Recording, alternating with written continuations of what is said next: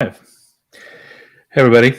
So today we are going to attempt to continue from where we stopped yesterday, but really actually the day before because we realized that yesterday was a bit of a dead end. So basically, it's not as bad as it sounds. We definitely learned a lot from that whole mess, and we, yeah, I think we're gonna, some of those ideas are gonna be helping us moving forward. But the punchline is that yesterday we attempted to recreate our progress and got stuck because our process was too rigid. And I think for today, but also for today, we realized that there was, the reason yesterday we started trying to recreate our progress is because we thought we were stuck with what we had started on Sunday. However, today we realized that maybe that wasn't true. Maybe there was a way to continue. We just hadn't fully appreciated it. So what we're going to do today is go back to what we had on Sunday and use that trick that we have in mind to see if we can get over the hump. Yep. And into the Buy ourselves some more headroom. Yeah. I think a lot of this is basically about dodging the context window. And it's a fascinating problem to be involved in because dodging the context window is sort of the key issue of organizational design and everything else. So it's fascinatingly meta, for lack of a better term. Okay, so let's try this. So we're live on Twitter. We're live on YouTube on our channel Bootstrap AI, and we're also live on Rumble on the channel with my name. We probably should automate somehow saying this. Why is the font of our names garbage? Did I use a bad theme? Probably. I don't know. Too big. I found it. There, much better. So, am I going to do the honors today, sir? If you like, the repo on GitHub should be completely clipping. Sorry, man. I thought it would maybe get better, but no.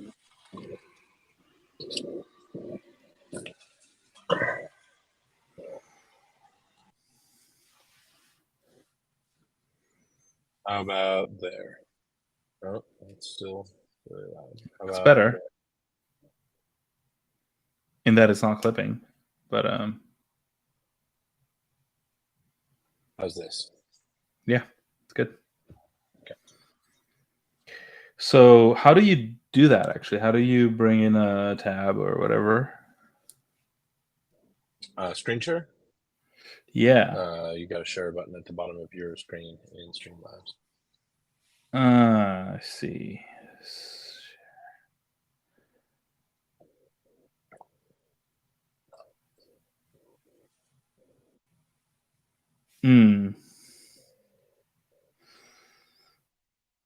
Okay, got it.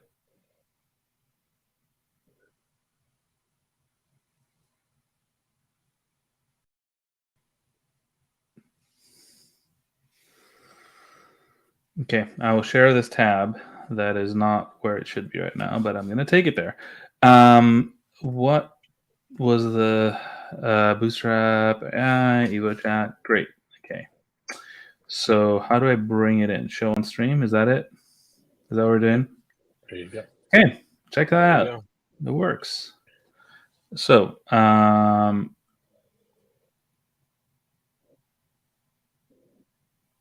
so if I understand correctly, what we said is that we should do something like this. I'm working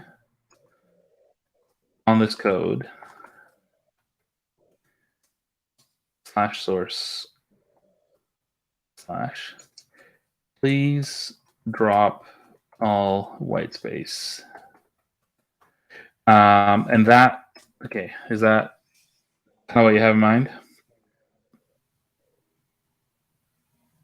Yeah, well, so that might be an ambiguous instruction.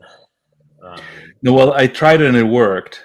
So in my experiments this morning. So, like, I'm not saying it's What we not an really, instruction, but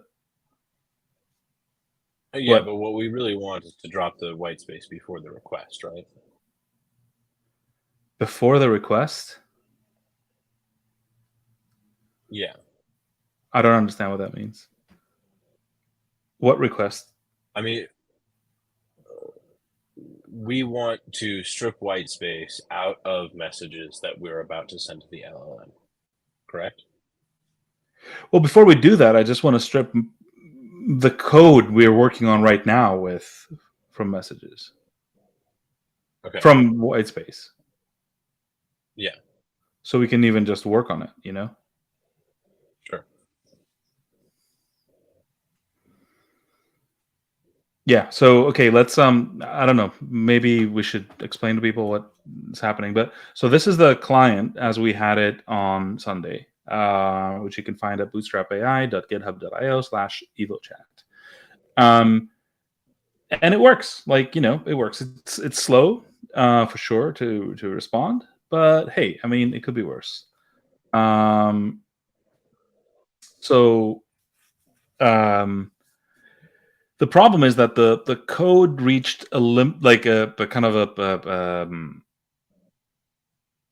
a certain size. Actually, shall we see what size that was? In fact, like, so this code, if I put up the tokenizer, and I measure it, shit, the code is 8,000 tokens, 8.4.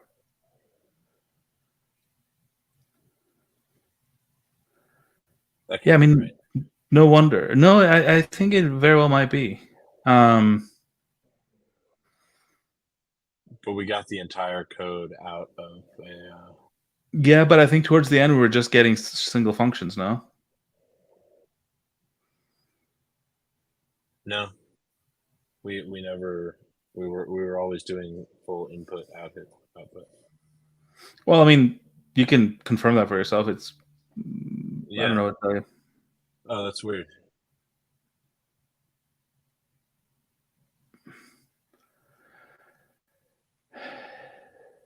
Yeah, but I thought we were like at 4,000 tokens, but no.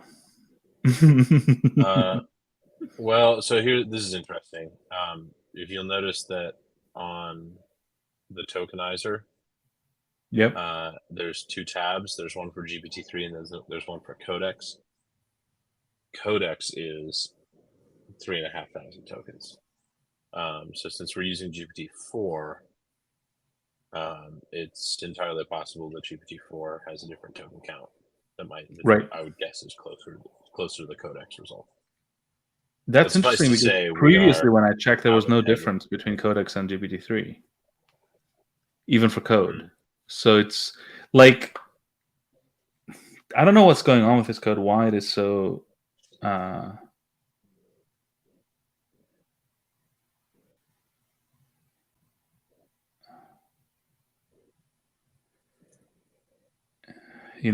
Like, why would it be so large?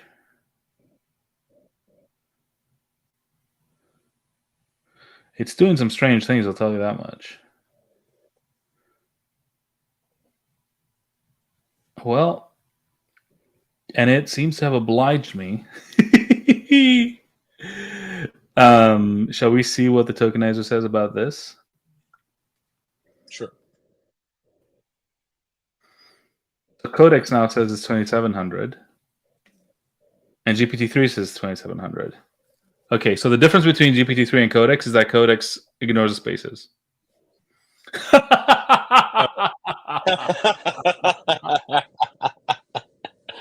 I see. I mean, it's not almost the same. It is exactly the same. Oh, that's delightful. So okay. Well, I guess we're on the right. I guess we're on the right track then. Or we're on Jesus a track. Christ, bro. What the? Oh, this is so stupid.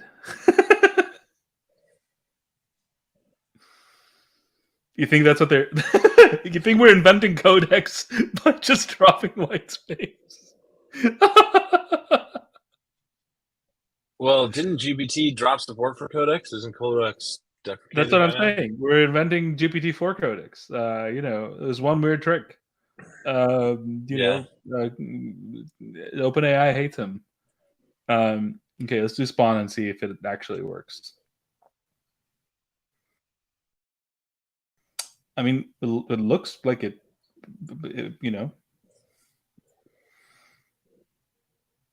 Okay.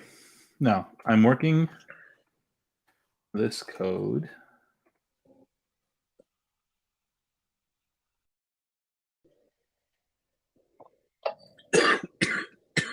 Oh, but if it gets it from the way it's getting it, like document.blah.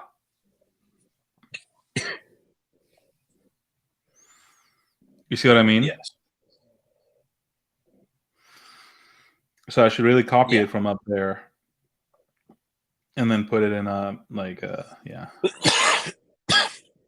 Yes, that's what you should do.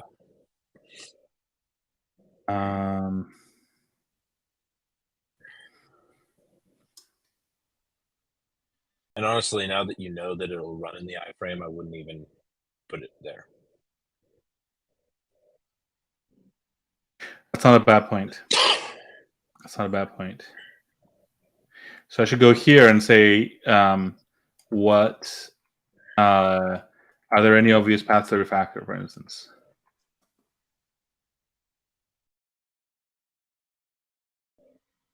Mm-hmm. Well, you should actually refresh. You should copy the minified code. Yeah, I got it. Yeah, we need I mean, there's a lot of things we need to fix here, but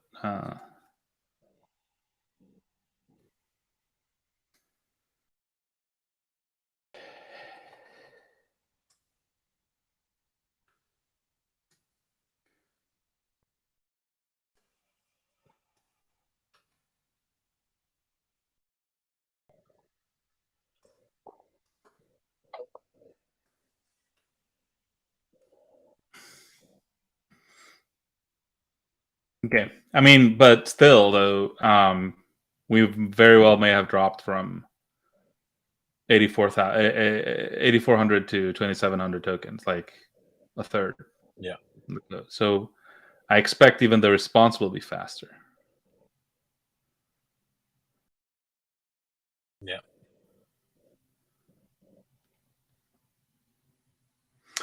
Yeah. This is pretty wild, huh? Indeed.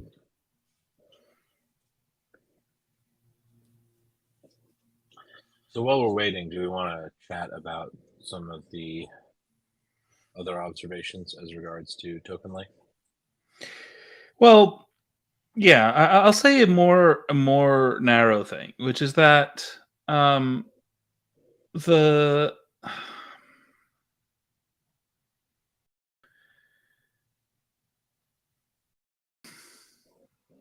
well, no, rather, I'll say a broader thing, which is that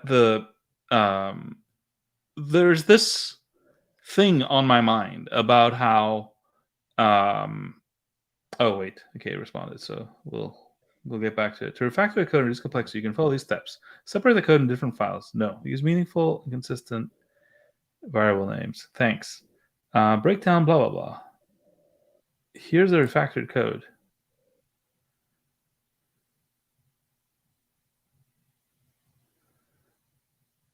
Okay, it gave me like a... Right. Okay. So... Wait, I have it in Codex, thankfully. Or whatever that thing's called. So I refresh. I do it again. And you offer suggestions for how to refactor this code,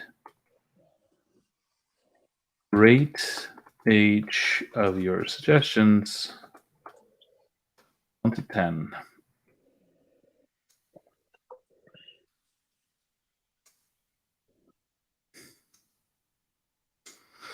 That makes it take its refactoring concept more seriously. So, okay, let's talk about tokens a little bit, because I've been thinking a lot about the topic of making the most of the tokens you have. Because if you think about it, right, when it says the token length, context window length is 8,000 tokens, right? 8,192, I assume, for GPT-4.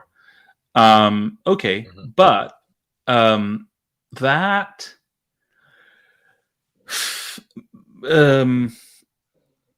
what do I, how do I make the most of this, right? Well, let's just say arbitrarily that I divide it up into 4,000 tokens in and 4,000 tokens out.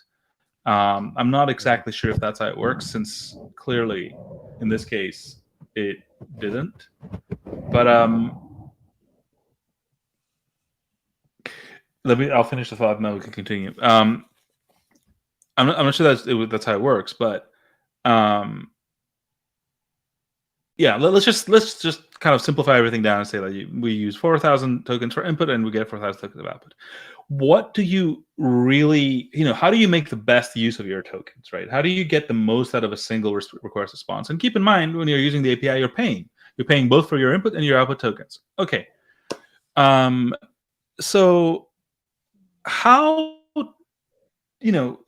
how do you make the most of it? Well, you basically want the most intelligence for every single token, right? You get back, and you want to get as many tokens back as possible. I think that's kind of the double whammy, right? So I guess if you put both of those things together, you want to extract as much optimization power out of this thing as possible, right? So when you are giving it a bunch of code and you're asking it to send you back the code, right, and it like, I don't know, 60% of the tokens are the same code untouched, you've gotten 0 optimization power for those tokens, right? So that's already kind of waste that you can understand. Or if you're asking it to do something simple that GPT 3.5 could do, that's also like a waste, because GPT-4 is like, I don't know, an order of magnitude more expensive.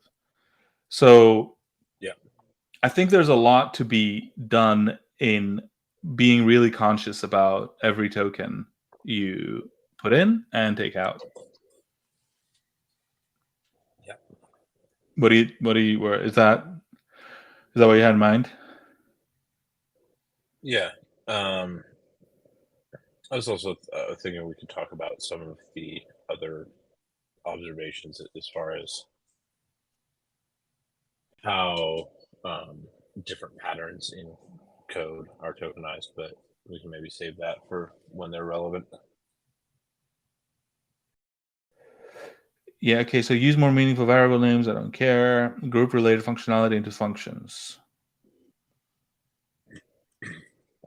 For example, create a function called append message to chatbox that takes the role, content, and model as parameters and appends blah, blah, blah. This will make the code more reusable and easier to read. Use const instead of var for variables that won't be reassigned, and let that will. This will make the code more modern. Okay. Prevent bugs. Okay. This is funny, right? Because it's like it prevent bugs caused by unintended variable reassignments. Code, like, LLMs don't make that kind of error. Like, I genuinely think we're going to need new languages that are optimized for LLMs, and that means they have guards for the sorts of things that LLMs tend to get wrong, and they throw out any guards for things that LLMs are very good at. Yeah. And most languages today are not like that, right? So again, if you're interested in getting the most out of every token, right, every time it spends a token thinking, or whatever, even internal code thinking about const versus let, that's a wasted unit of optimization right there. Mhm. Add comments. No. Use template literals considered. Okay, so let me just select the ones I like. Okay, so this one, the group related functionality, is good. This one is not good. Add comments. No. Use template literals consistently. Okay, that sounds good to me. Consider using a more modern approach to handling events. This will make code more modular, easier to factor in the future. I'm willing to consider that. Store related elements and objects for easier access. Okay, this will do some sort of architecting, so I guess that's probably a good thing.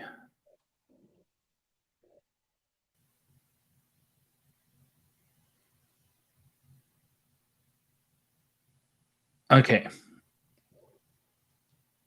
So what I should say is this. Please execute following refactorings. Group, use template, use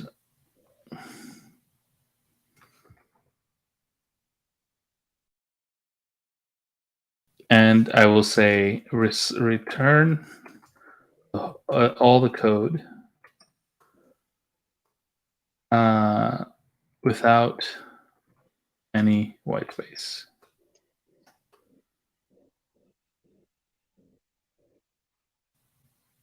Right? Something like that? Mhm. What do you think? Yep. There goes nothing. Okay, so I think with that, we're starting to get ourselves some leeway, I guess. Yeah. So what do we do next? Well, I think Assuming this works, right? And assuming it gives us back something in the, I don't know, a few hundred token zone. yeah, I think the next change we want to do is encode the white space removal as something that is automatically done to the source file when we template it. Right? If we validate that this approach is good, then we want to build that as a feature. Well, that's interesting because we should then that means we need to append. I mean, we don't actually. I was gonna say it means we need to append an every prompt that respond with.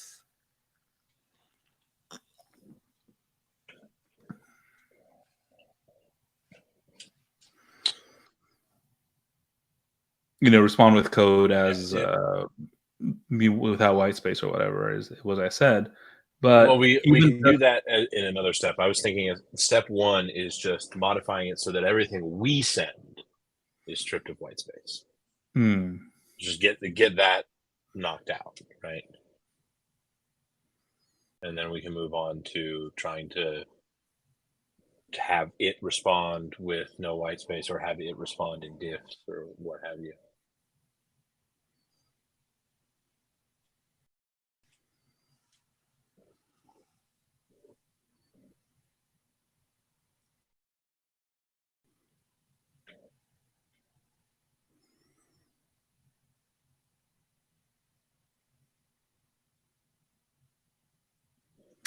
is it significantly faster than it was? Oh, right, I got it for 100. That's what happened. Yeah, because We're probably too long. Yeah. Yeah. Oh, that's why. Because I sent it to the unshrunk code again. Okay. Okay, let's redo all of this.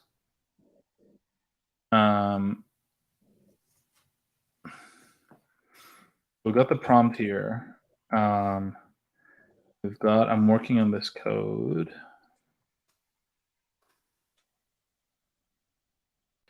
And then I'm gonna pick up this code from somewhere else for now.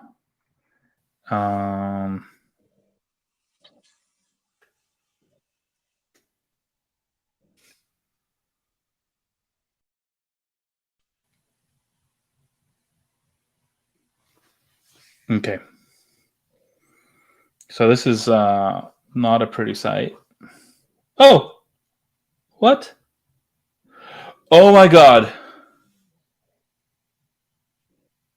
You know what happened? Did you get the copy button doubled No. it or pulled in everything?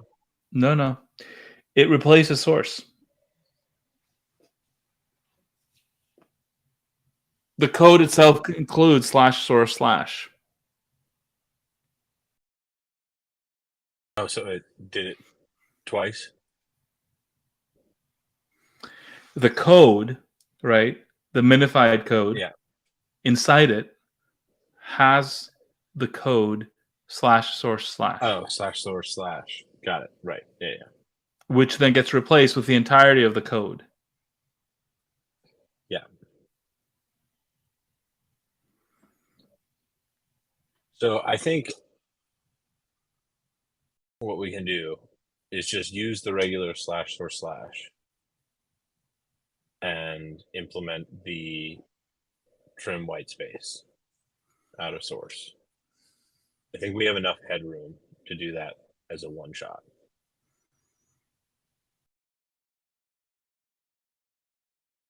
If we tell it to respond with minified source, and that immediately buys us breathing room. How exactly do you suggest we? I mean, what I was going to do is say if /source/ is in a code element, ignore it or something. But it can't do that because it's the LLM isn't doing that replacement. The code is doing that replacement. Yeah, I mean, I could also say like if it's not on a line of its own.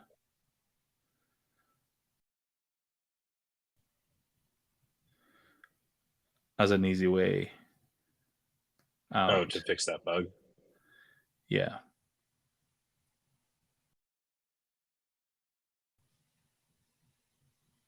Yeah. Yeah. I think that's what we're going to do. Okay. So dump this, start over, and say, I am working on this code. Right, /source/. Please modify it so that the string /source/ only gets substituted. That's going to get substituted. Huh? That's going to get your example there is itself going to get substituted. You're right.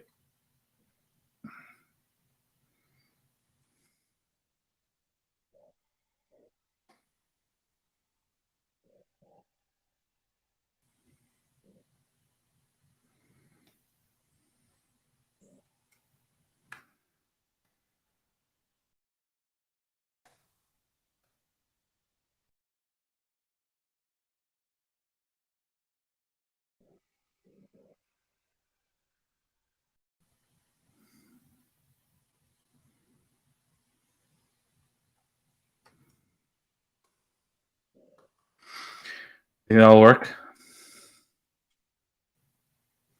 Yeah.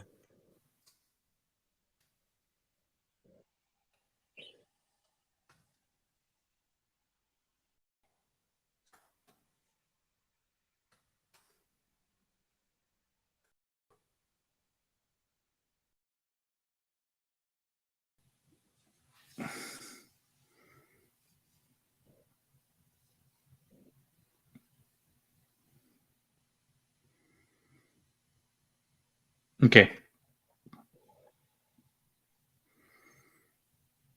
But wait.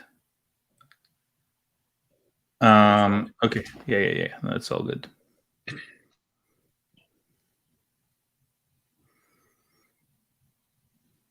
So how do you suggest we do the removal of white space on the client, since we don't have an LLM available to us? I would do a regex that just removes all leading white space from every line. And if a line is only white space, it removes the line. I think that's a relatively straightforward regex approach. It would be like 4 or 5 line function.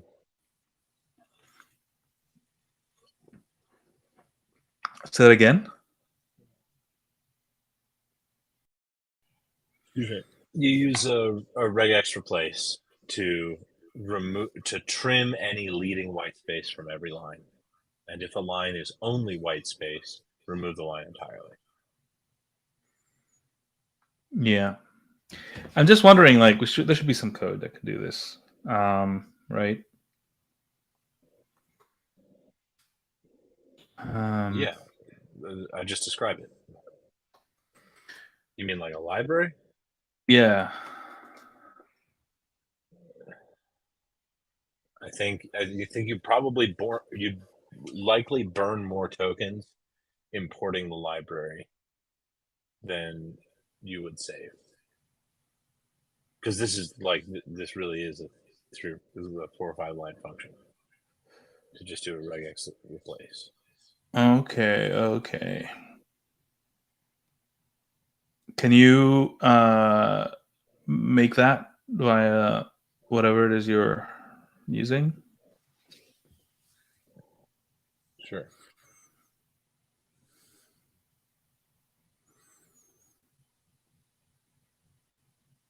Like, if you toss me a function, I can probably put it in the prompt. Yeah.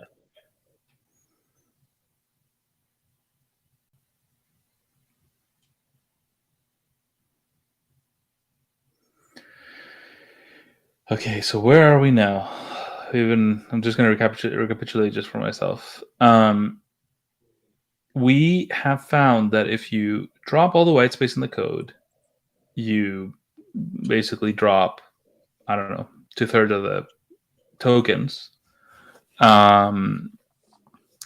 And so what we're trying to do is make it so that we can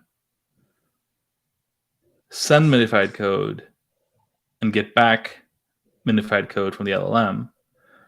And we need to fix both ends of that then. Like, we need to make sure that we can,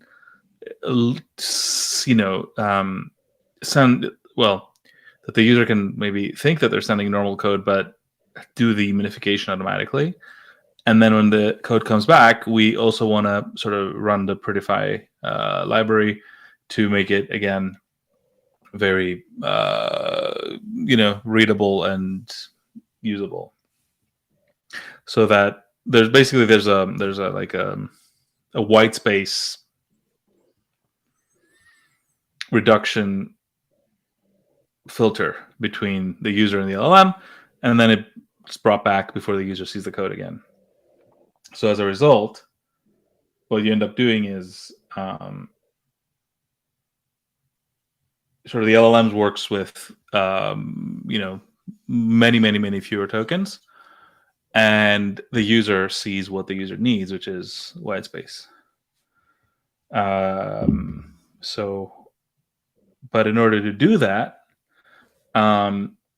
because our code right now is so massive, I can't even send the code out and expect very much back.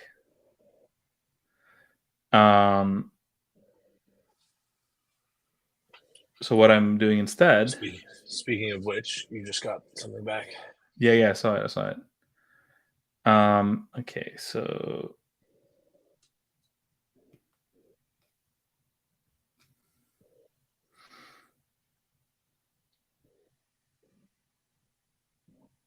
Okay, so then I copy it, right? I go here in the new version. Mm-hmm. Yeah. and I try what I tried before. But what did I try before? Oh, the refactorings. Suggest to refactor this code and rate each one 1 to 10.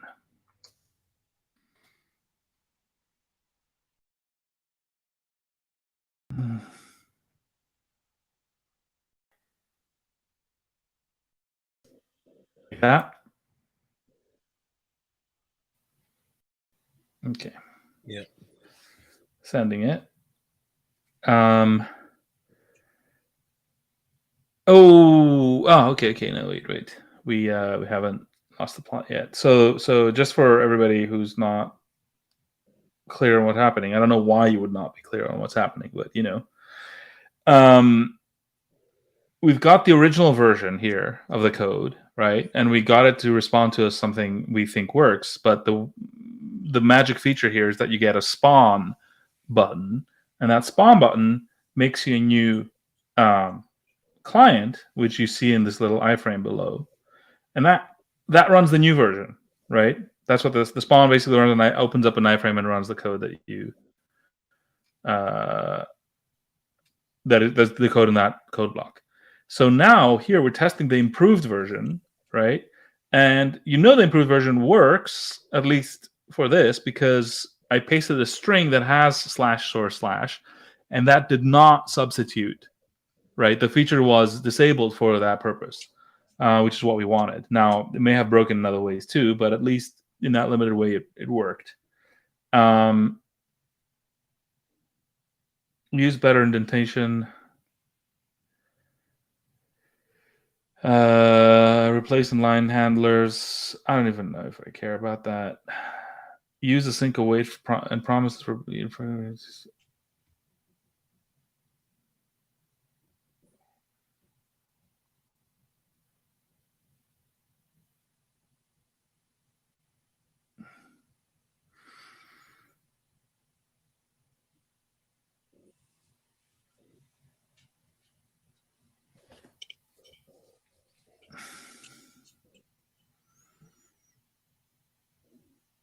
Okay, I think these two for sure are good ideas.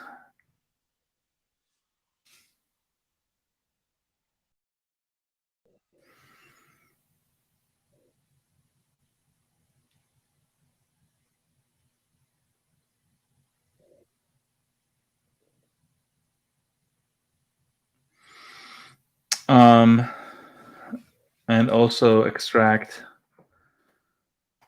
any share code into extract any shared code into what? New functions, separate functions.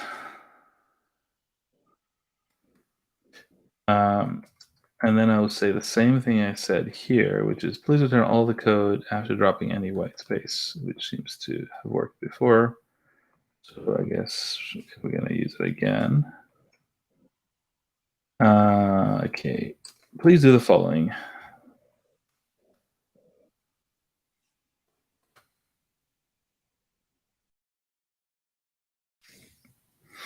Okay, so now the new prompt is this, right? I gave it 3 things I wanted to do, and I told it to return the code after dropping any white space. So now, right, we have sent it the code minimized, and it will return minimized, which isn't, it's taking a lot of doing, but we're sort of doing the thing, right? We're sort of doing the thing where we can actually iterate on the code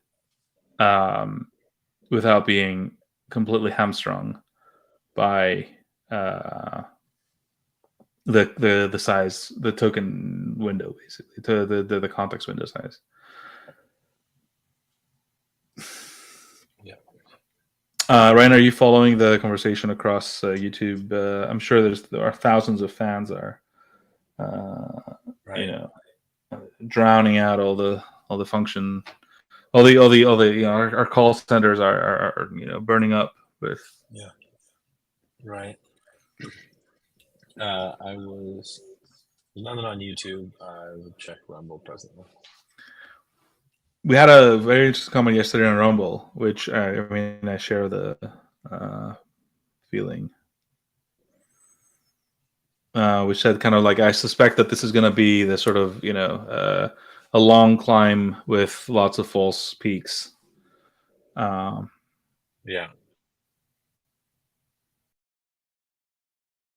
Agreed.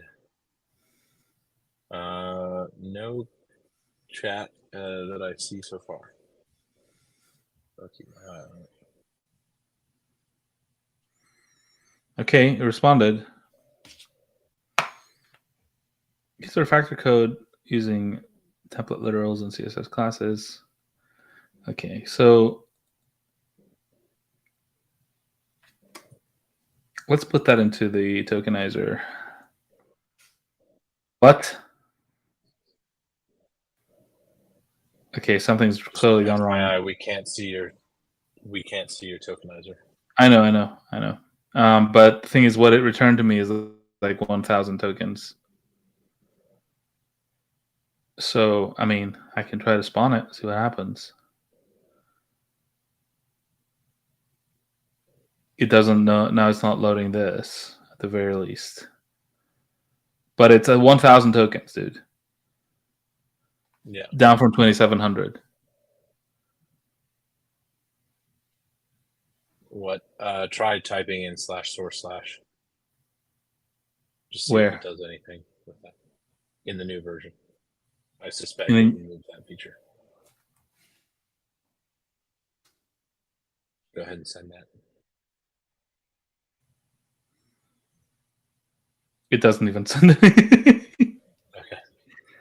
Right. Okay. Why though? Oh. Oh wait. No. What?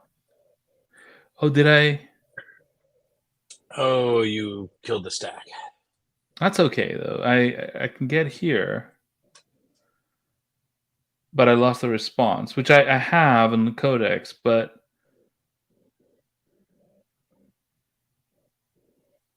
like.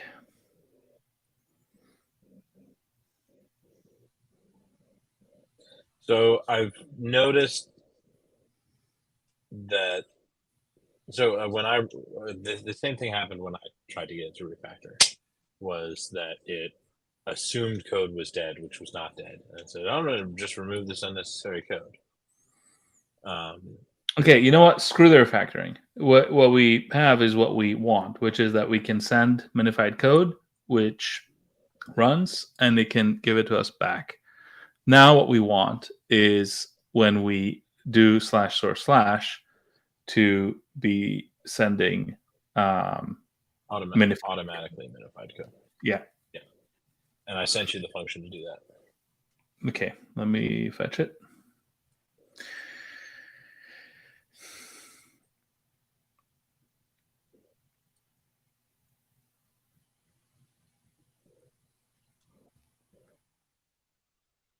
Okay, and now, so what I will do is I'll say use. So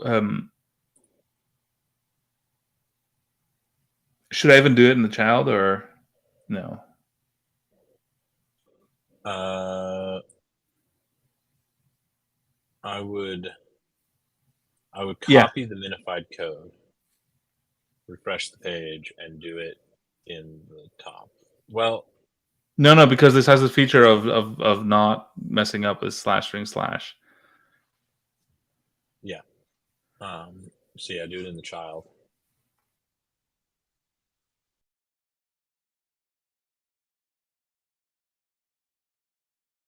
Okay, so oh yeah, so this is very comfortable. So when I'm working on this code.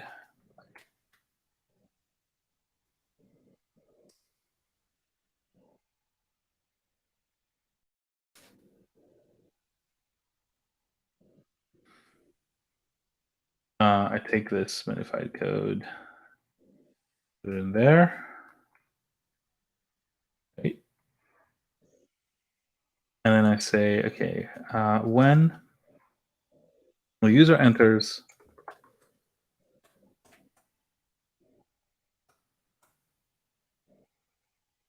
the code should be pre-processed with the function low before being forwarded to the model, to the GPT. Is that right? Yeah, depends whether we want to specify that we still want to view the inflated version ourselves.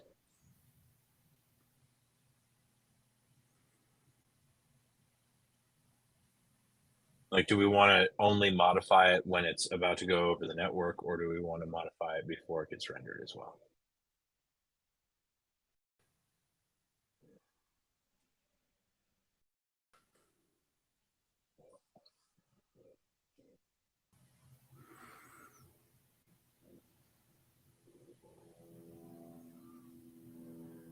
You know what? I think this is not about slash or slash or slash. It's like all code. Really, just the message itself should be pre-processed according to that function. Unless you can think of a scenario where leading white space on a line is really important for some reason. We should just do it to the whole message. It would fuck up Markdown. It would fuck up like bulleted lists.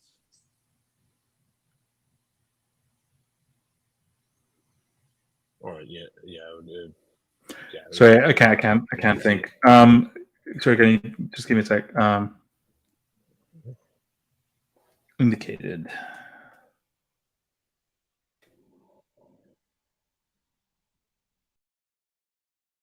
Basically, the problem is that let's say you put all the you use slash row slash, right, and it takes a look at the code and it shows it to you beautifully and it sends it to the LLM, right, and the LLM responds. Okay, but when you respond back, it's going to send the message with the whole code again back out, right? Yes.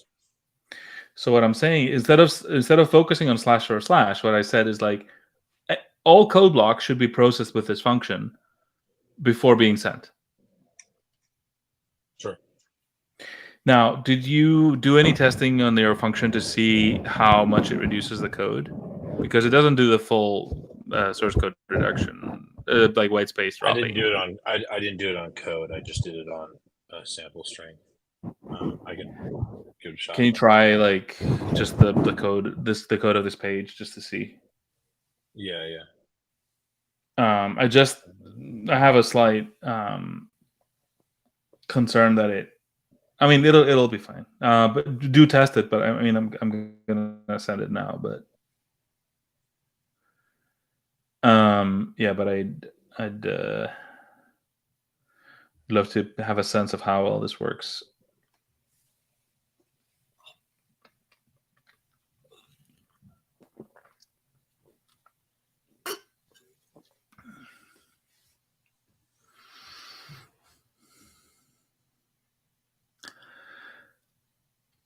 Does Prettier do HTML as well? I do not think so. It might. Yeah, we might need something else for that.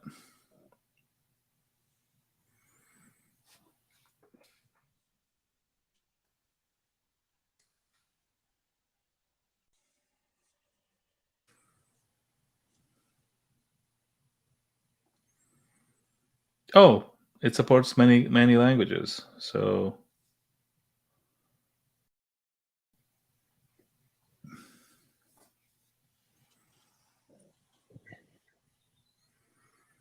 it just might.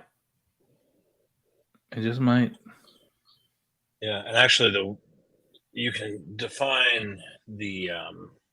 It does. It does CSS and HTML. Just FYI. Yeah, and you can configure Prettier to define your column width for multiple level indentations. So assuming that it won't throw an error if you put 0 in there, it would just do this for us. How do you mean? But it also does. Well, okay, so it's got a configuration variable for, like, if you do an if statement and then you return and tab indent and then you do another if statement, you can configure whether to use tabs or spaces for that, and also how many tabs or spaces. So you can do 2 spaces, you can do 4, you can do 8, whatever you want. Uh-huh. So if you set that quantity to 0, then Prettier should remove all leading white space effectively. You mean to say that the indentation would be no character? Yeah. Right. Now, I don't think you could use Prettier straightforwardly on your entire chat message, because it doesn't work if the source file, if there's a syntax error in your source file, then Prettier doesn't run correctly.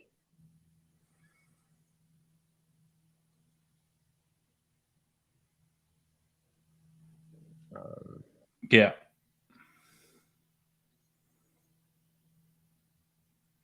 So just return me the one function to use. Thanks, boss. What?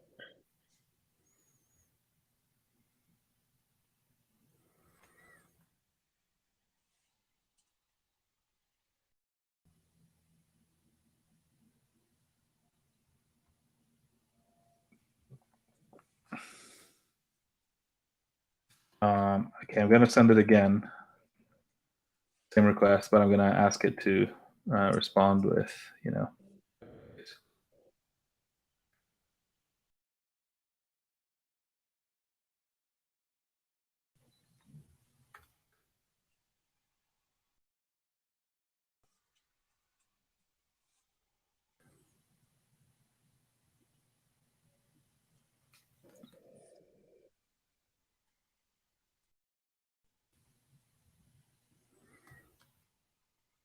Okay, so this magic incantation should do it.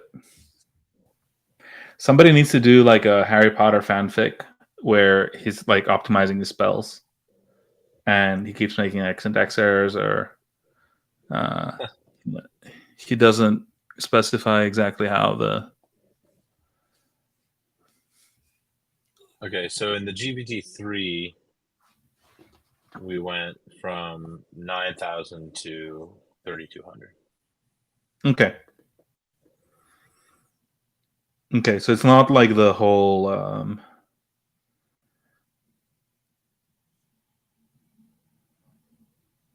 Yeah, it's not like the 2,700, but it is the vast majority of the benefit is gained by just removing leading white space.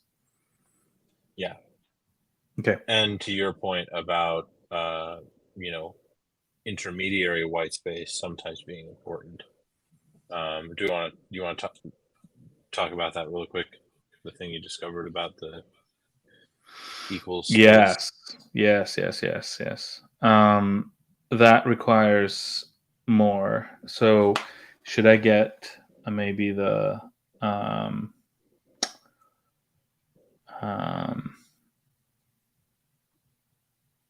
let me add another tab to the mix.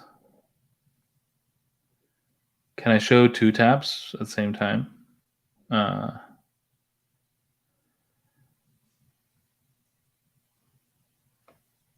Perhaps.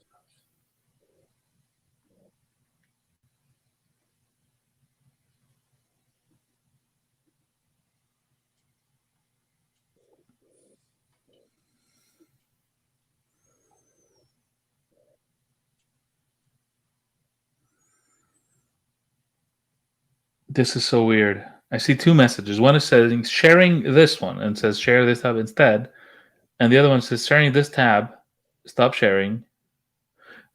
Anyway, okay. Anyway, whatever. Okay, so the thing I found, I don't know if I'm going to be able to demonstrate it with this code. Let me just get the code I know about. So It is in here. GPT-3 is being. You know what? You know what? How you know that they're smashed in terms of like actual code, actual sort of like CPU, and not in terms of like your response being slow or whatever. And it's not just the ML part that is being smashed. It's like they're having trouble like listing your discussions. Like it is dog slow in terms of that, right? So anyway, so this is the toy code I was playing with this morning. There's a thread on Twitter I did on it where I dropped all white space and it went from what was it, 1,600 tokens to 600. Now there's something extremely interesting that you can see here. So let's find the word await. Right, there it is. Await. If you see this, you don't have the right tab on. I don't. Now you do. Can you see it? Okay. Okay. Yep. So if you see here, the word await, this one right here, it's 2 tokens, right? AW and AIT. And it's in. Let me find it. And it's in a couple of places actually. I don't know why it's only finding it in there. Oh, this is so frustrating. Yeah, so if you see down here again, like here, await is 2 tokens, right? Now, here's something crazy, right? Notice it's 593 tokens. If I add a space before the word await, right, I go to 592 tokens, right? And if you look down here, space await is a single token, right?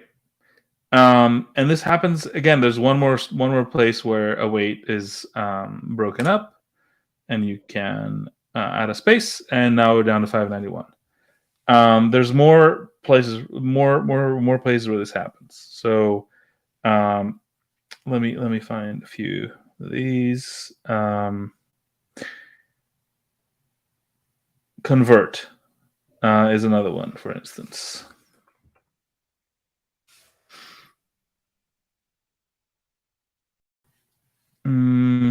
There, you see, like it's a squiggly bracket and convert, and that becomes 2 tokens. If I put a space, it's 1 token.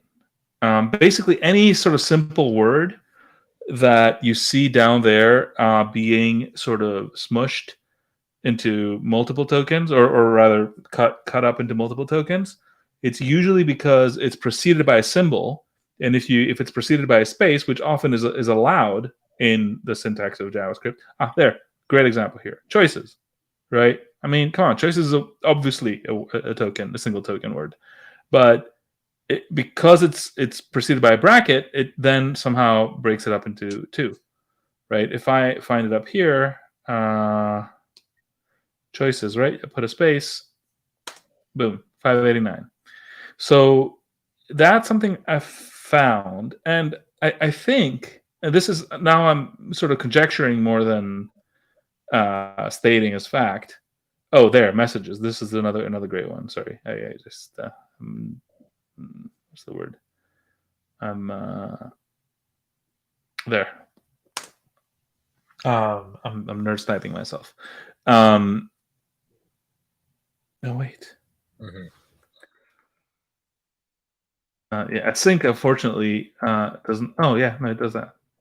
Yeah, so there's I don't know, just there's a lot of words where this happens. Basically, here anything you see that is sort of split and doesn't have to be, it's most likely because of this. Yeah, but the point is that so you remember convert, right? We added a space, and it's now understood. The point is that, like, so here, for instance, it's like let convert was the old token, right? So I suspect that it's not just that we're saving a token, it's that also we are making sure that the same symbol in terms of JavaScript is being encoded into the same token in terms of LLM, which it can't help but make better the situation as far as the LLM even understanding what it's looking at. So, yeah, we saved ourselves like whatever it is, say 7 tokens here, and if we go through it methodically, we can probably shave off another 10 or whatever. But I don't even think that that's the real punchline. I think the real punchline is that we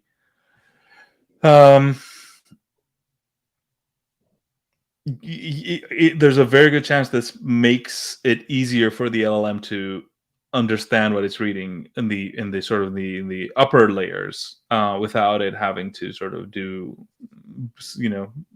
weird stuff in the in the middle, which means that there's more layers available for it to do the processing you want, not just sort of maintenance. Just understanding what you are trying to say. Can we spend a minute here looking? Let's go down the Nerd's Night path, because I think I mentioned this offline, and my hunch, right, is that there's probably maybe a dozen examples of this sort of thing that cover 80% of the benefit, right? And that are basically that are common enough, right? What other thing are you thinking? Like, I know only this one. Are there other? Okay, well, you've got a / followed by a right bracket. I wish I could draw on the screen. Next to save key, find save key inside it. It's on change equals save key.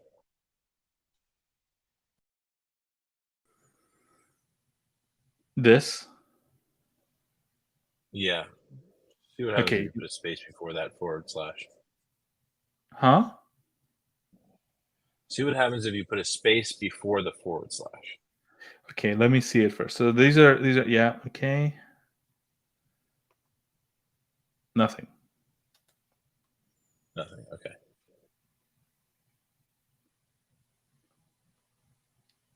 Oh. But if I put a space after, yeah, that works. Okay. So dude, that is a big one, actually. Right? Huh? Right, because it then just the alternative, right, was that it noticed that it was a closing bracket followed by an opening bracket, and you've traded that, but it didn't know that the closing bracket was a closing bracket, right? Sorry, say that again. So when you put a space, it then associated the / with the closing bracket, right?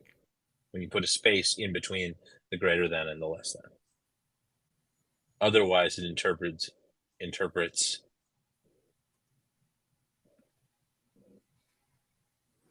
So this is something else that's interesting here. Look at this one, right? It's close quote, greater than, less than, /, right? You see this? Yeah. Little feature? Yeah. Okay, this is one token, weirdly enough. Yeah. If I put a space, it breaks up into 2. So yeah. I don't know what's going on, but there's interesting little features here. I want to figure out how to do more of what you found. I got one. So wait, that's with find the input. Yeah, that's the input, the one you found. Yeah, so I go to the beginning of that tag, just put a space before the beginning of the input tag. That adds a token. Yeah. Where is it? Yeah. Why does it do that? Yeah, because it actually so this is what the way it processes is like these two are one token, which is bad. Like the H1 is like, it's tragic. If you look at it, like H is one token and 1 is another token, and the opening tag is another token. Well, okay, put a space on either side of the H1 tag, the complete tag. Nothing here. Nothing here. And increases here. No, but do both.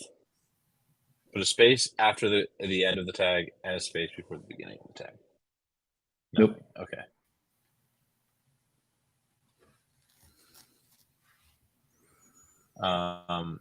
Try finding the open tag for the H1. How did you intuit what open tag? Oh, for the H1, right? Okay.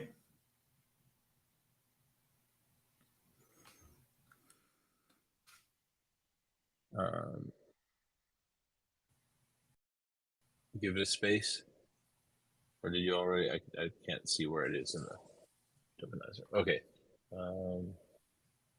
Yeah, it's down here. So it's 3.5 tokens basically. If you put a space, it breaks it up into 4 tokens. Yeah.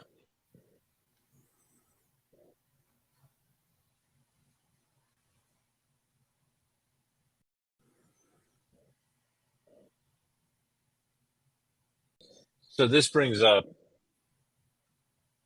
a whole nother realm, right? Where, because there's like multiple different layers of optimization, right? There's prompt tuning, there's fine tuning, there's chain of thought stuff. Like you can either do fancy things up the layer of the person or do fancy things at the layer of the LLM. How much could you just get just by running a different tokenizer, right? Something like this isn't a different tokenizer exactly, is it? Well, GPT-3 and Codex are evidently, right? But Codex would not have seen this.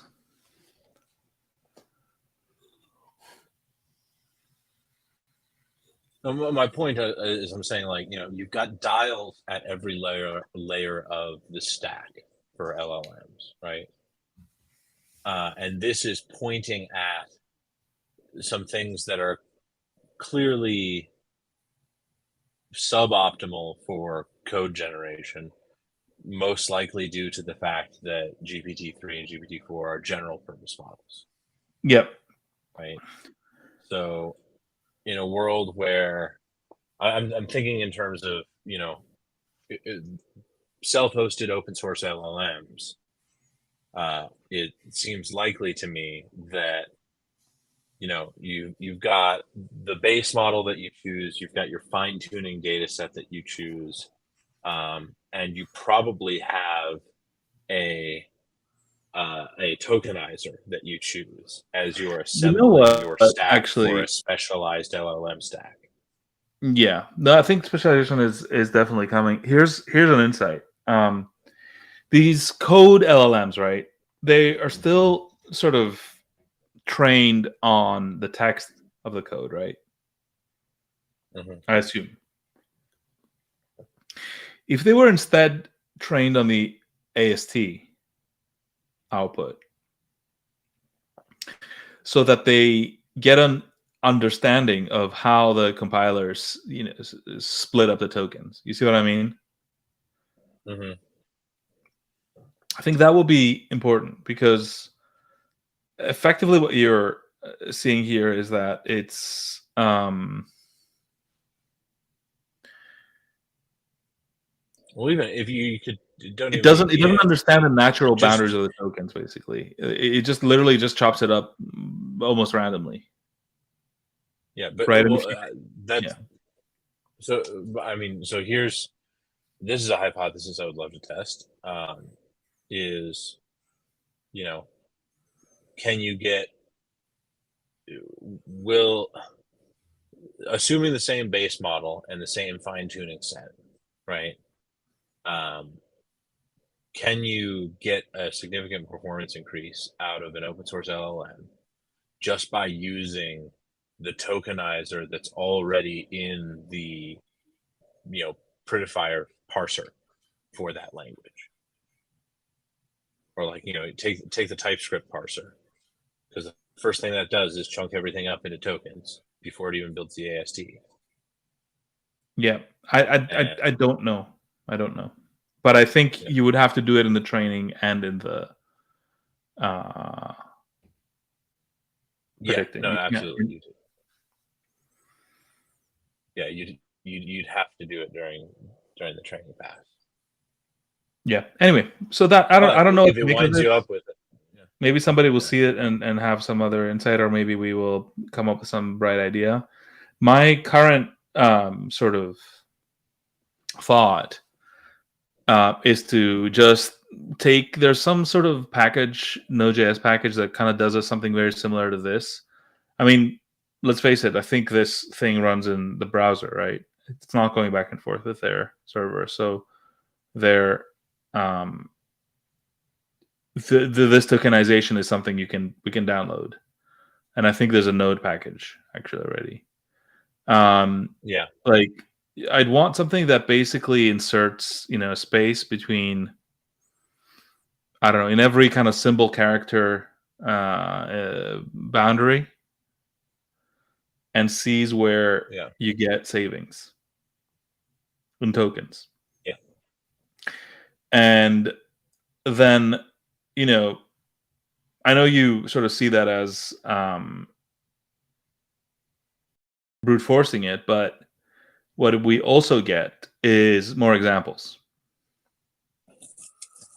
Right. And as we get more examples, we might be able to understand better how to target this kind of intervention. Yeah. And, from a brute force perspective, something I've been realizing is like, if the savings is on a token, unless your procedural code is, truly heroically slow, that is even a term that I can use. You're way better off spending CPU cycles than you are spending LLM cycles. Right. And speaking of that, I think unfortunately we failed with our request here. It didn't do anything. Can you check out the network log?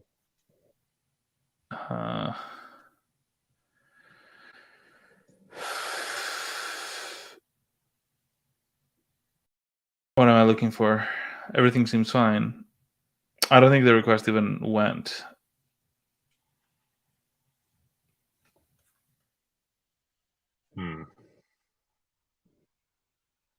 Oh. Sun went.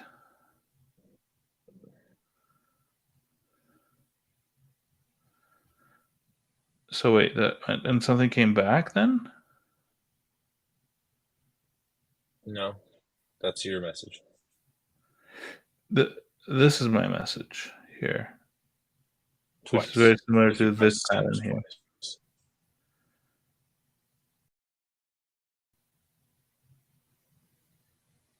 What are you saying? I'm not following. You are seeing two copies of your own outbound message because you pressed the send button twice. I guess what I'm saying is I'm seeing three. Where are you seeing three? Like, this batch here, and this batch here, and this batch here. I can't see your DevTools. That's what's going on right now. Oh, I see. So I'm just looking at your UI. Okay, I didn't. Why can't you see my? Anyway, whatever. Because you're sharing a specific tab. You need to share the whole window if you want to see DevTools. Okay.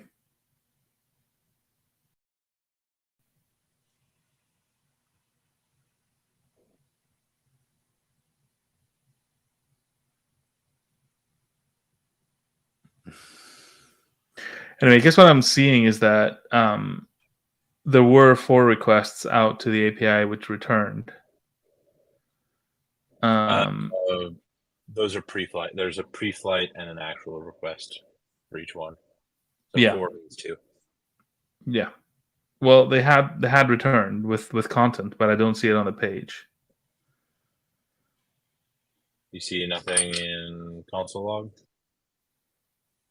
Any errors? No.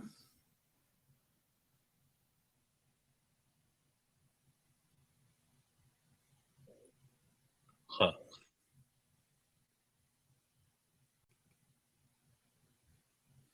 Error. You didn't provide an API key. Oh yeah? Now we're talking. No. Um, I know what to do. Do you have any advice? Is there no API key in the iframe context? There is. It's saying you didn't provide one. I mean, I don't know if that's. I would put it that strictly. What it's saying because I don't fully understand this interface, but I'm seeing 2 completions in the past that went out. Oh, I see.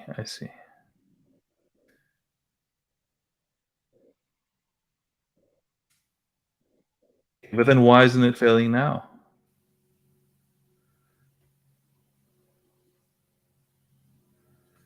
I would presume it. Oh fuck! I know what happened. You're not. You're viewing the log for the root context of the page, You think? whereas the logs for whatever went. Yeah, there's if you in DevTools at the upper, if you're in console log, the upper left corner, there's a drop down that says top. You see Yeah, that? Click that, and there should be an I saw iframe it. somewhere there. I saw it. And then you go network there. It's the same.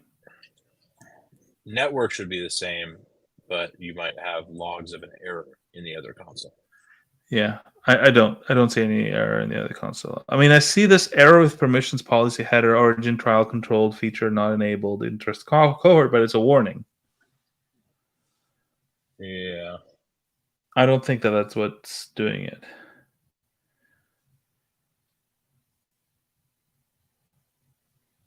Ah, there we go. 502.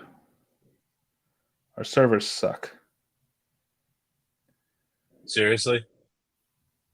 It doesn't say our servers suck. I would imagine, yeah.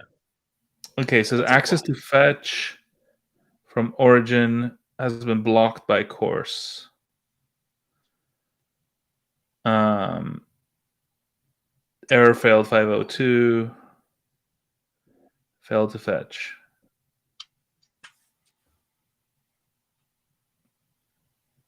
So it's a CORS error because the way that it's. Could it be that the nested context is what's doing it? Oh, yeah, I would almost guarantee that's exactly what's doing it. But that would mean that nested contexts never work. Or something changed about the nested context that broke it. Well, Like, so this is going to be a big ongoing problem. It's like, this iteration strategy, like we need regression testing and hard. yeah. Yeah, we do. Okay, so what do I do now? Like, I can. I would copy the request back out. Just your attempt at an output message. Just copy it from the chat log. I would close the iframe window and I would just copy paste that in. My Oh shit! You attempt at can't an do that. output message. What? Sorry, I don't I was follow. saying, My last prompt, you well, mean? it doesn't matter. Yeah, Okay. but that won't work, right? Because your new context, you need to get out of the. You need to copy the source. You need to copy its output into a source file and start running that file directly and iterating off of that file because we don't have the Git Yeah. integration. So, like, there's no way for you to get to the top context from the HTML. I can. So you I can. I know what I'm gonna do. You're not gonna like it, but you know, document.body equals, pretty much. yeah. I don't mind that Uh, actually. huh? I don't mind that actually. You don't? I never knew you No. cared. Well, I think what I just indicated is that I don't.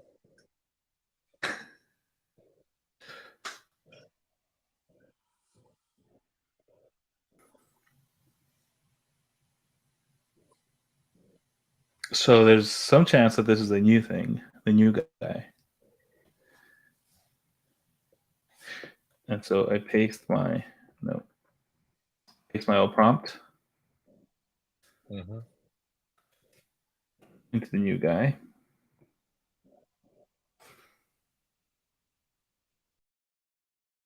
How do I clear the console? Screw it. Whatever. There, 400s. Now I'm getting quick 400s. Well, that's good at least.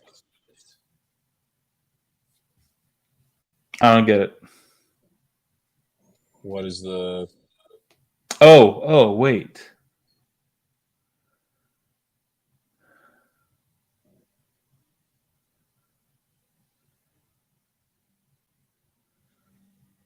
Oh my god.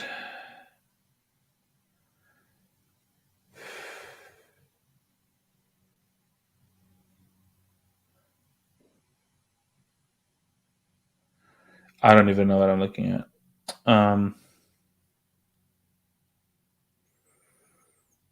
It did some substitutions, I think, which is why it died immediately because it just blew out the context.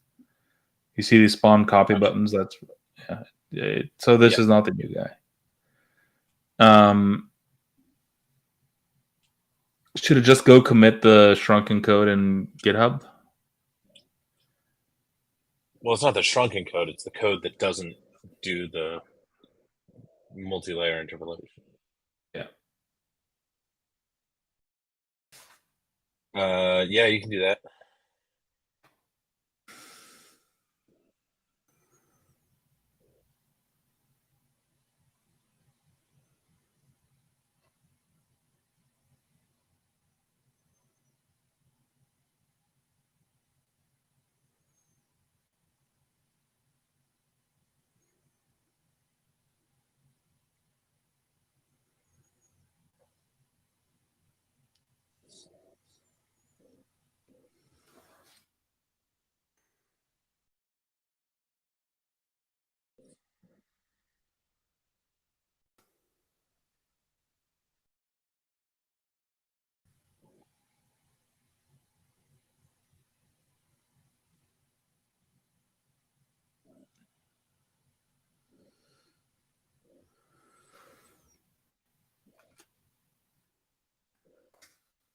Okay.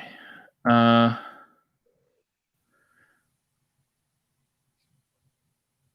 so I found our Evo chat.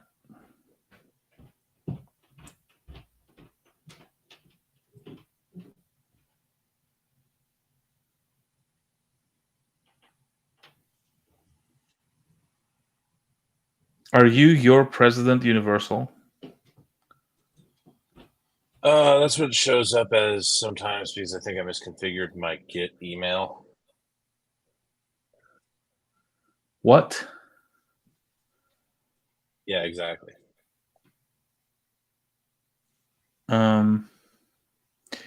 Okay. Ryan. Yeah.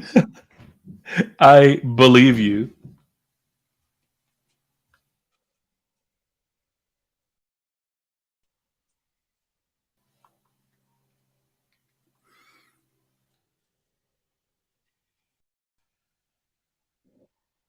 Actually, you know what? I want to try.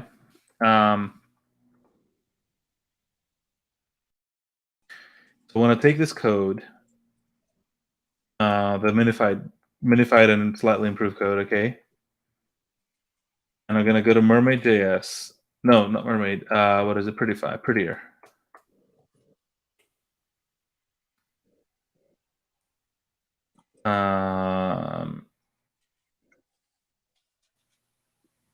Can you see this?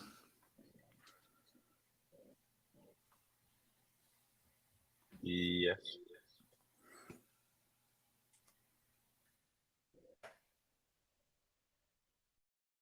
Boom.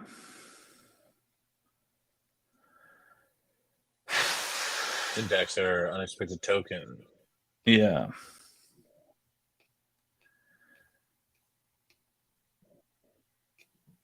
What is that? 264. That's pretty early as well. Does it tell me where? Oh, it shows.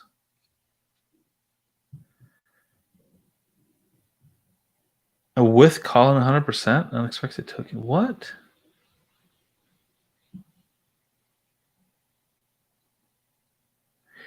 Wait.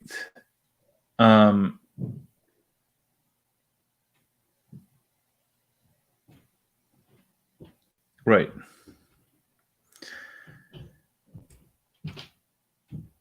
Okay. I just need to tell you it's HTML. Bob's your uncle. See it? Yep. Okay. Now, what was the parameter you were talking about? Tab width? 0? Yeah. There you go. Yeah, that works.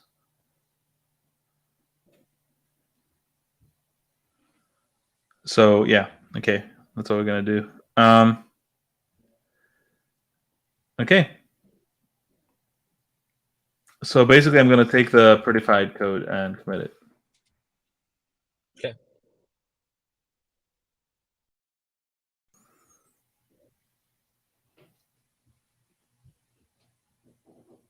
Commit changes.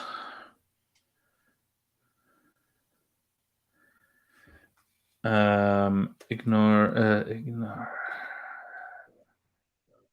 only sub/source when it's on a line by itself.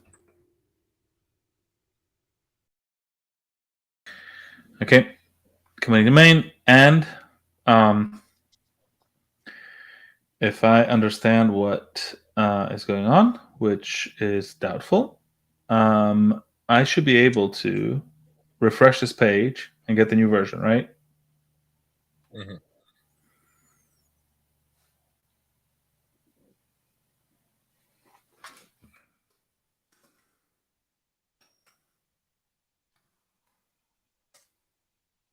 Well, that doesn't work. It can take up to 10 minutes for GitHub pages to refresh.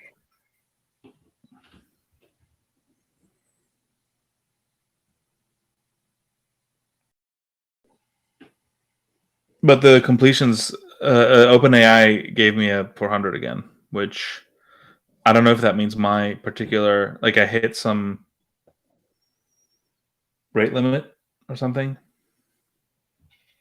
Can you look at the request itself? The request? In the network tools, there's sometimes extra info about why a request got rejected. It'll respond with an error string.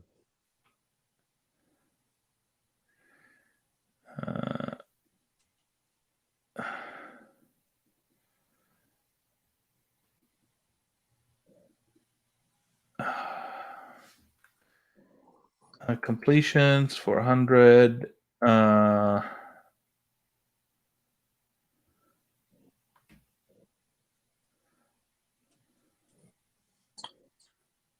Yeah, it got the update. Does it work now? Yeah, if you put something before a source, it won't interpolate it. Great. Okay.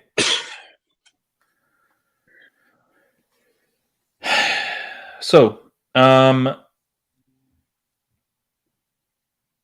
okay. So, what do we do? What's next? We want it to run that regex. Right. That's what we got blocked by because we were inside the iframe. Well, so we think. We'll find out. Like that? Right? Yeah. Yep. Okay, and then we have our eyes on the console. Oh, but I don't have them because I didn't have the things open at the time. See what I mean? You know, copy that whole prompt to me. Yes.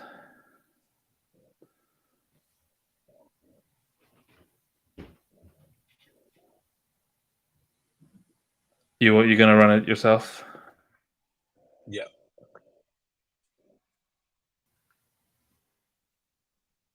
But you see, this messaging system is garbage. I'm gonna send it over Signal. Okay. Okay.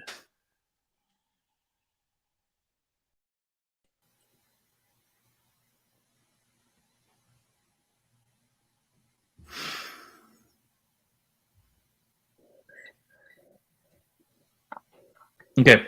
So, I mean, I'm waiting, and for all I know, it's going to respond with the good answer. And I don't have an automatic 400. So, for all I know, this is going to work.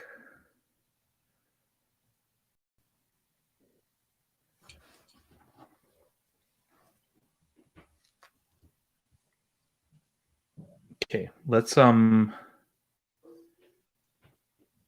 yeah, getting out of the gravity well is a pain, huh? Yeah.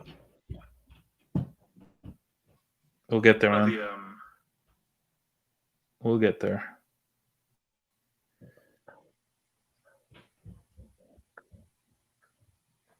Somebody's asking, should I be here? I can leave if this is the case. I shouldn't. No, you're totally cool to be here. I mean, it's a judgment call for you. Yeah, you know, like, who are we to Yeah. tell you? I mean, if it's between us and doom scrolling, yeah, we're probably as good or better. But you know, if you've been putting off going to the gym, that also might be a good use of your time. I don't know. You know, I recently started doing a few runs around the block after work every day. I feel so much better. Yeah. It's remarkable. Like, I generally can't get myself to do stuff like that, but then I realized that if I have more energy, I have more energy. I know it sounds basic. Wow. Drop I know it sounds some basic. truth bombs over here. Yeah, I know, right? I mean, I'm like dropping the truth. Okay, so I'm still waiting. Yep, as am I.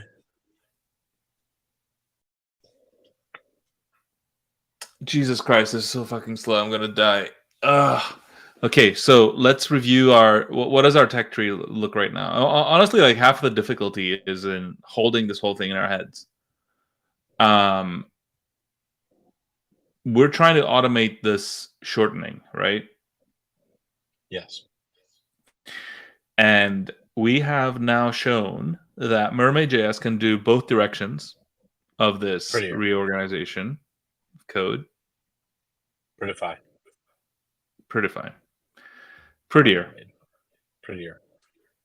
Murmify. Murmify. Murmier. Yeah. So prettier is our boy.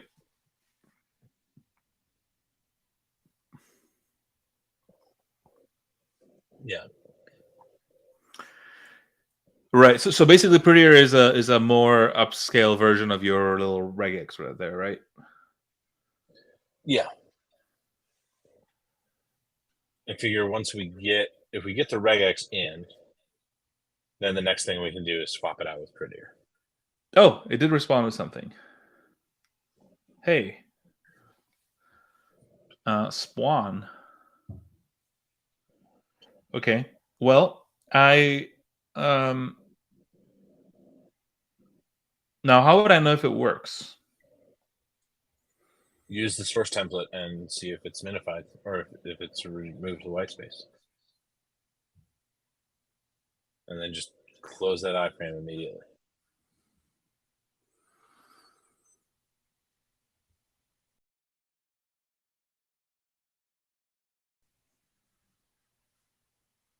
Right. Oh wait, I need to put this on the iframe, right? Track the network. Okay, so oh well, I mean, what now source is minified.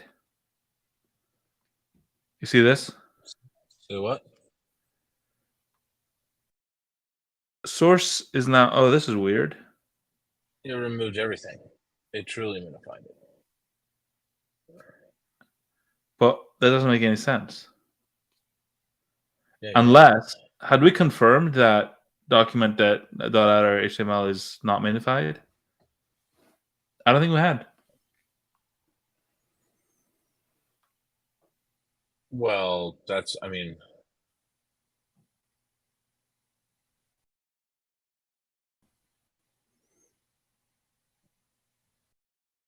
You see what I mean? you can test it by just using source in the parent context before the change. And it should give you unminified code.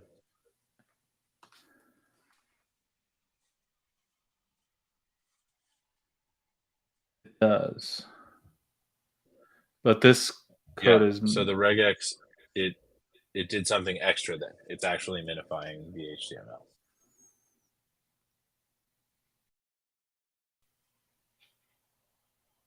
Okay. But then if there's comments in there, we've got a real problem. Why? Because they're going to be put on the same line, and therefore everything after the comment is going to be ignored. Yes, that will be a problem. Not in HTML. Comments are tagged. But in the JavaScript, though. Yeah, it'll totally fuck up JavaScript. So give me a second. I'm figuring out what the. Thankfully, our code does not appear to have any comments. We're not wasteful like that. So I think we're safe for now.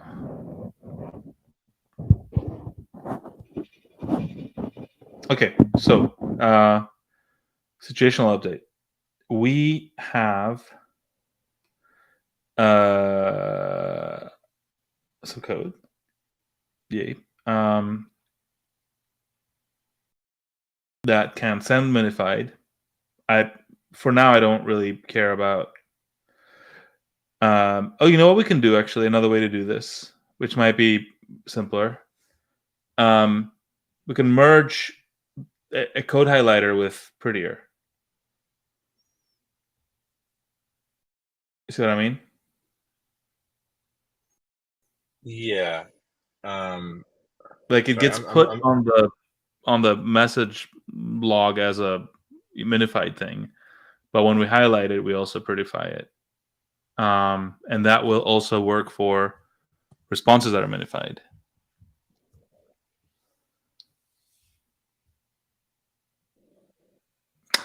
But you know what? There is a problem. If it responds with minified code, right? Our version of minified code. You with me? Yeah. And we get back a streaming response. Yeah. Does Prettier have a mode where it's like, this is streaming code, and if it ends in a weird place, just do it? If the code is not syntactically correct, it will just throw an error, as far as I know. I don't think it has a stream. I get it. What I'm saying is, like, is there a way where it understands that it's Partial? partial? I don't think so. I'm not intimately familiar with the Prettier API, but my hunch would be that what you'd expect to do is just loop over, either wait until the stream to complete to do that, or just iteratively try it until it works.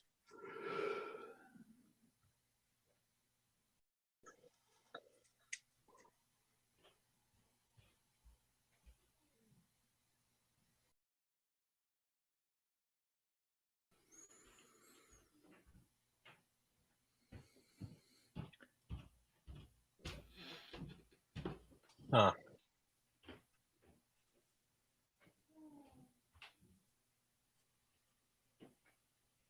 What's up?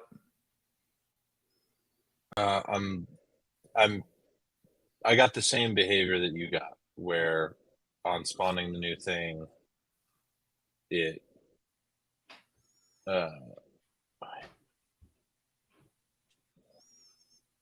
it completely minifies it rather than just removing the leading white space. And I'm just trying to inspect the code.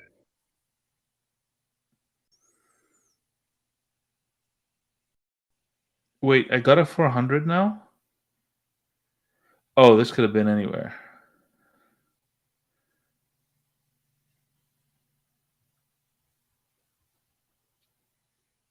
Okay, I get it. So, okay.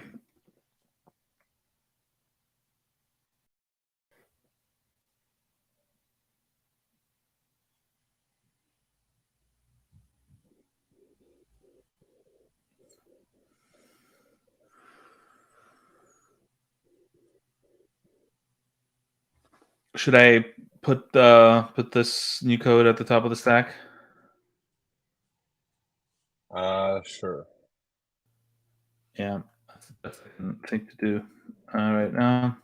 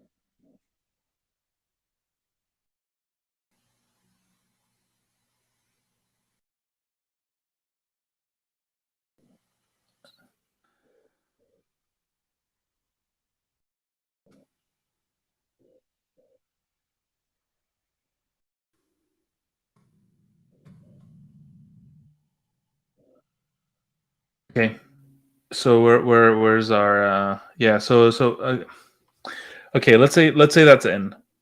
So now it's always sending to it minified code, and we would be receiving back non-minified code unless we specify. Fine. Yeah.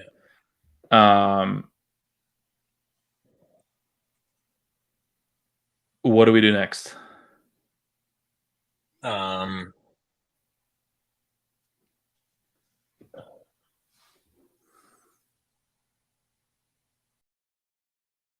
Good question.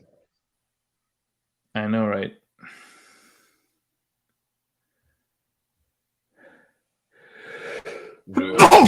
I guess we really want to try and find a way to fix the spawn stuff and make sure that that's working reliably. Yep.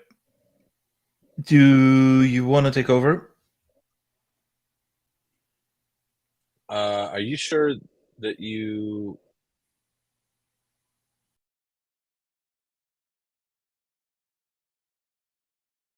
Did you commit that latest? I think so, but it may take a minute. I'm not even seeing it on GitHub. Oh, here we go. I just want to double check this. Yeah.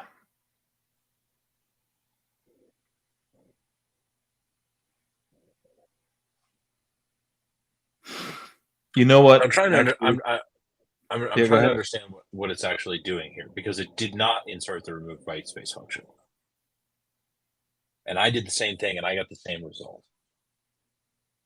The whatever code it responded with.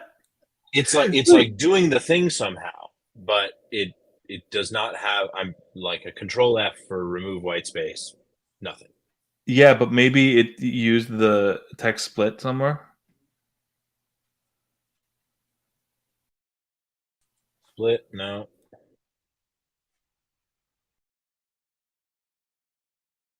And it's still... Yeah, no. Well, it still does the input match source, and it just uses document element outer HTML.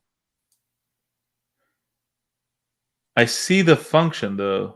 Remove white space. Where? Oh, never mind.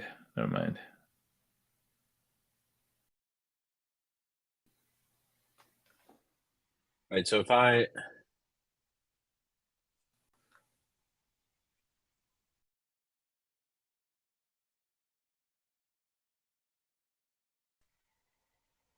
Never mind.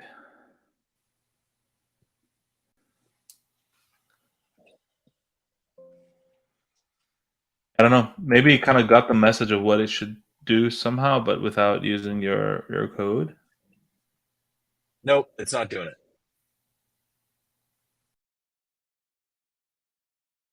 As in? As in, it's... something worked in spawn that didn't work in copy. Like when you copied out that code, it's not the same code that it was running when it ran spawn and we saw it work.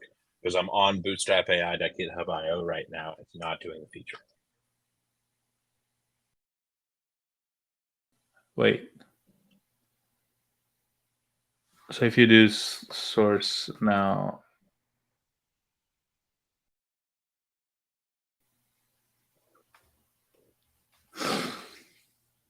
I see.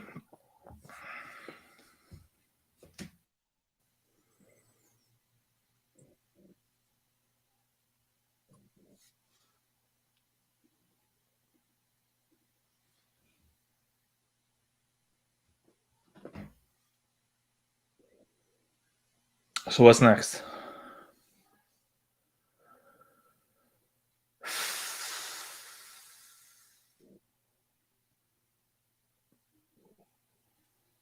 I don't know. I think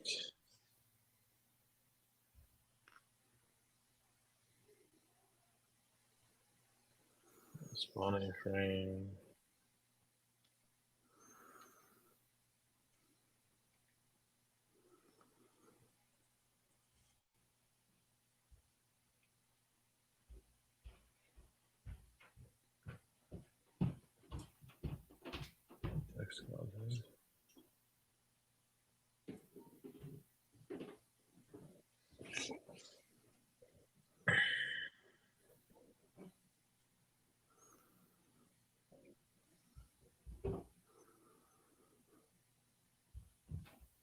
I almost want to just say use prettier now. Like I just want to like maybe we go back to not using your thing because I mean prettier just kind of works.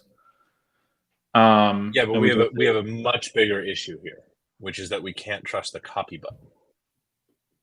So we can't extract any new code. Well, okay. That's fine because I mean, you just what click and drag on it, I suppose. sure. But what I was gonna say is we can use Prism, which has its own copy. Okay. Yeah, then let's just try and use prettier then.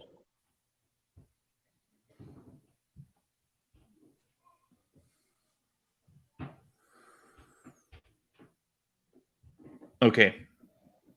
So help me out because I'm pretty fried. Yeah.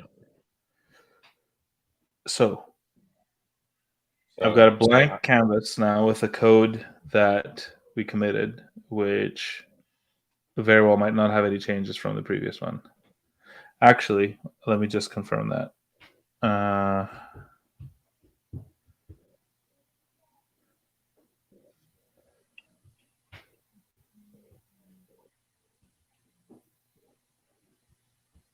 Yeah. 0 additions, 0 deletions. So the code to return is exactly the same as the code we sent.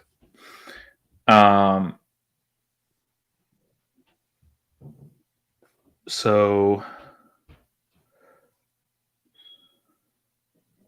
but it wasn't somehow, because when we pressed spawn, it did something different.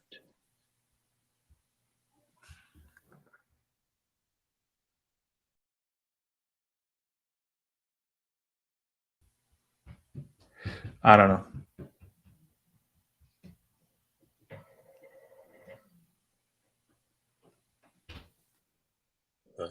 So now I've got this code here, right? I'm working on this code and the minified code. And I can express something. I've got an opportunity here to tell it something to do. Yeah. So what do I say? Use prettier. Okay, so here's the problem: is that like it's hard to know what to ask for without knowing how the code works. This code is the same code we had before.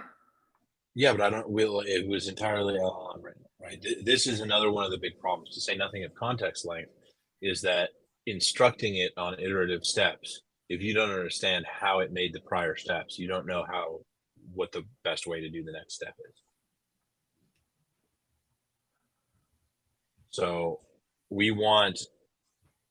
we want is well, the whole point is that we should articulate whatever we want to articulate in a way that doesn't rely on the way that it's done, right? That's the canonical answer.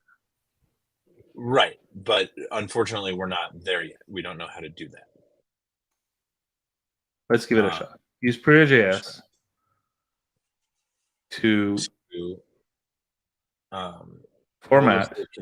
Yeah. I can tell you what the config was. It was to have dash dash tab dash width 0.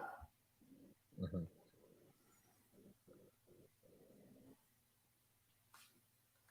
For all HTML, for all code blocks outgoing.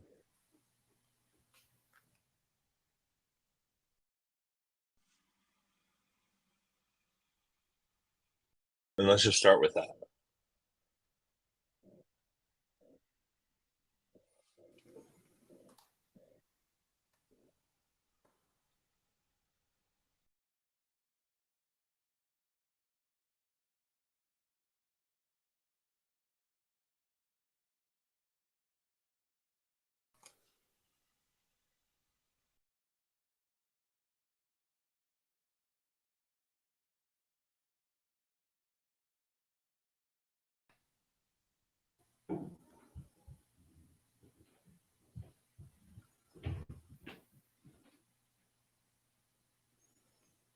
Wait.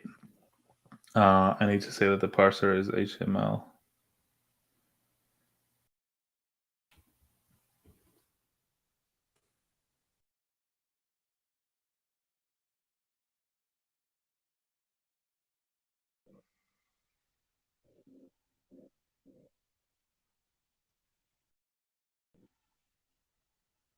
Ah! Please return all code. Turn on the code. Okay. So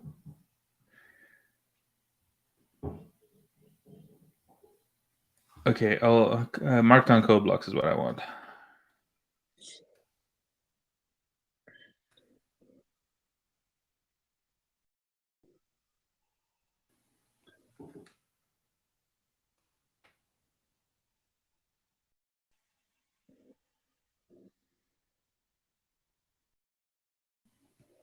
Should I say HTML code blocks?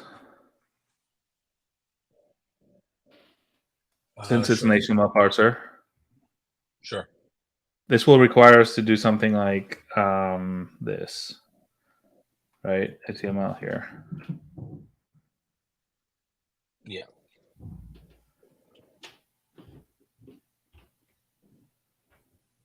Okay. I've got a good feeling about this. Mm-hmm.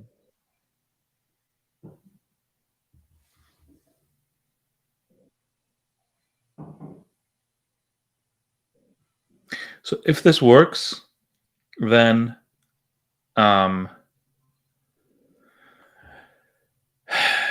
mean, we'd need to fix the /source thing to do HTML code blocks, right? It already does. It has the HTML bit. Mm-hmm. Okay. Then that'll work. Well, if that works, then we're fine, and we can work on the highlight. Yeah.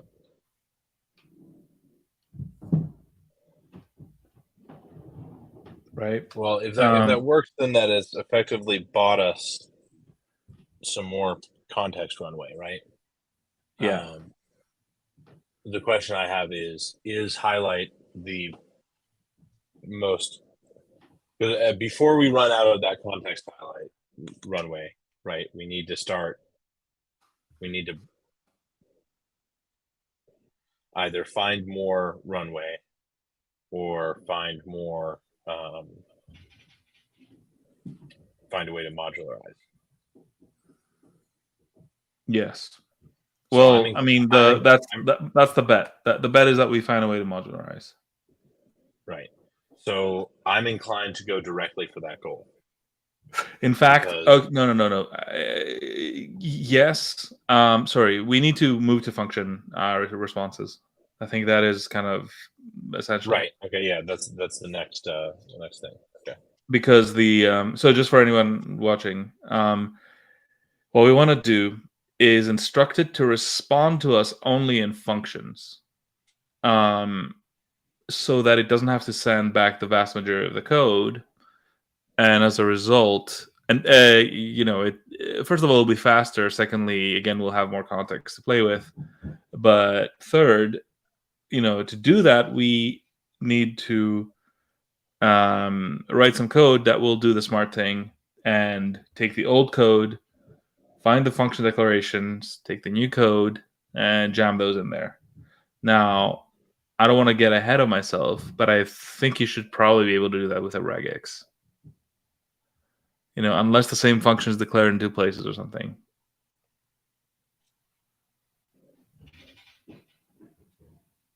Right? Yeah. And even then, you can probably find a way around it. Like, say, only top-level functions or something. Okay, so check this out, right? This is Prism, which is an alternative highlight.js that I showed you yesterday. Mm-hmm. And, it's fine. It's cool. It's got all the cool stuff. But the nice thing I saw that kind of won me over is it supports a ton of languages, as you can probably see here. Is these plugins. Yes. Right. So line numbers. Line number at the beginning of code lines. Right. Great. Autolinker converts URLs and emails and code to clickable links. Nice. Show language. Useful. What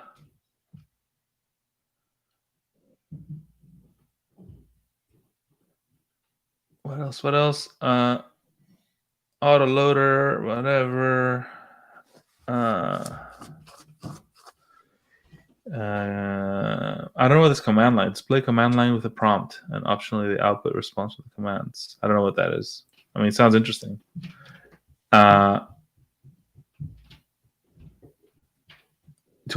Attach a toolbar for plugins to easily register buttons at the top of a code block. Copy the clipboard button. Add a button that copies the code block to the clipboard when clicked. Download button. Div highlight.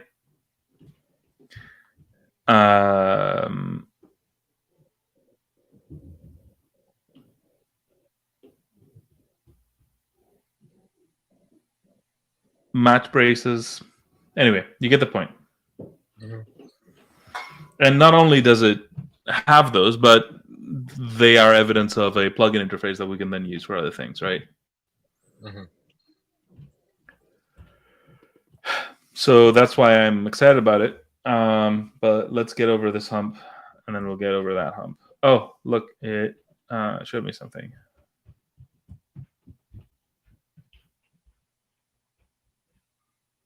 Oh, no. What? It jumped meta levels. Yep. I mean, it's kind of my fault.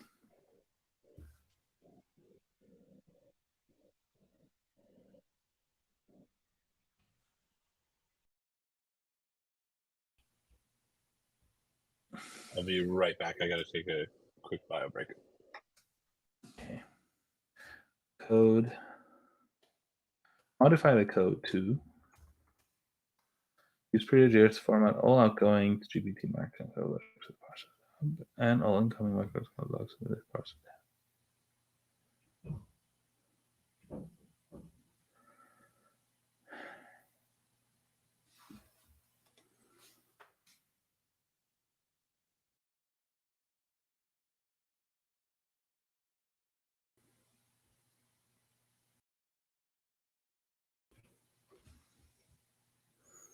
Okay, let's see how that works out.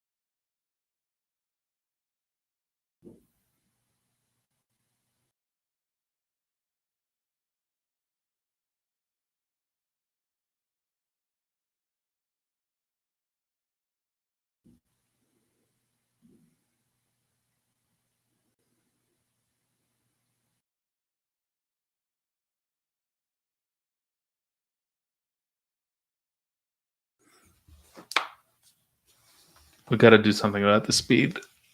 It is dog slow.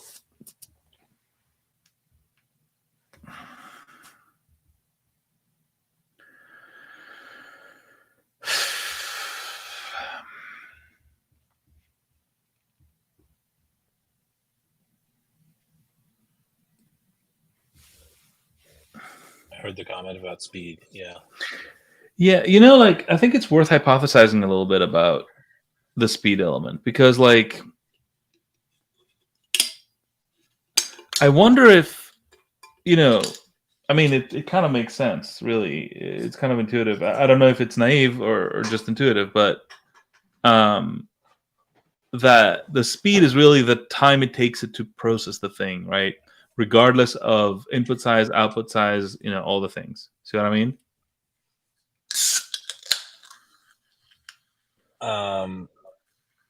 Does that make any sense at all? The speed is a function of the output of the input and output sizes, I think. Well, I suspect there are inputs that are short and outputs that are short that still take a long time. Right? Like you can give it a hard problem. Huh? Well, that'd be impossible to verify, right? No, I mean, you know, if you say hi, right? How fast is it going to come back? Even GPT-4. Pretty fast. Yeah. Okay, here's an example. We can try it now on GPT. All right. Let's come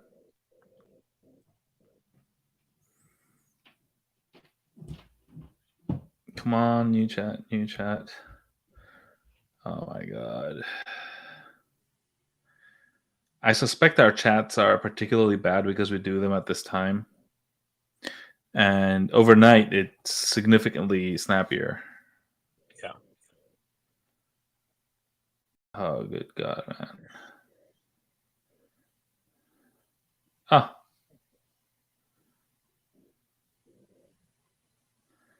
Okay. Apparently, it did it.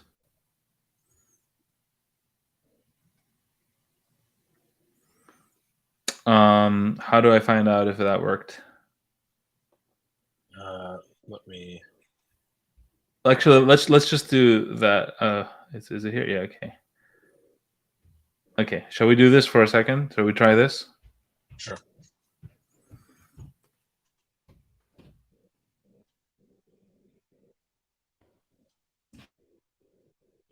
Okay. 0, 1, 2, 3, 4, 5, 6, 7. 7 seconds, right? Mm-hmm. It still doesn't know how to count.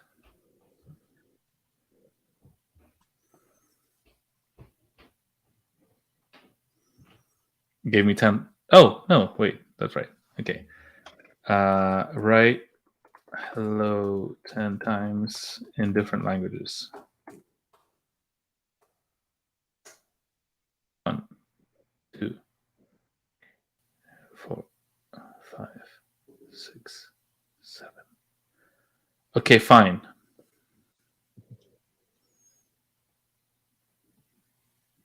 Right. Like, I don't think it's not doing differential amounts of internal processing per token, right? Why not? That's just my understanding of how it works. Is that it's just a next token predictor, right? So it's going to do the full forward and back of forward paths.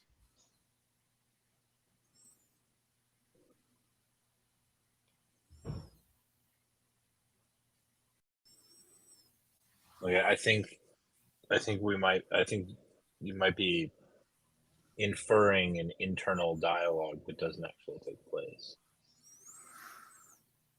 I understand what you mean. I just do think there's something to that. But anyway, my attempt at a proof did not work, so I don't know what to tell you. Yeah. I'd need something more sophisticated. or just ask people who know what they're doing. I suppose. Okay, so we've got this thing, right? It responded. It says describes the thing correctly. Here's the modifier. Prettier.js integrated format outgoing and incoming Markdown HTML code blocks. We can try and inspect the code if you want. Through Prettier, sure. of course. What else? Yeah, let's do that. Do you see it? Yep.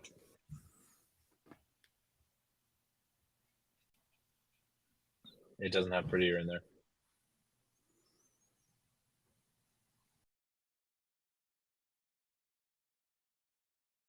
Here it is. Oh yeah. Sorry. A tad paranoid at this point.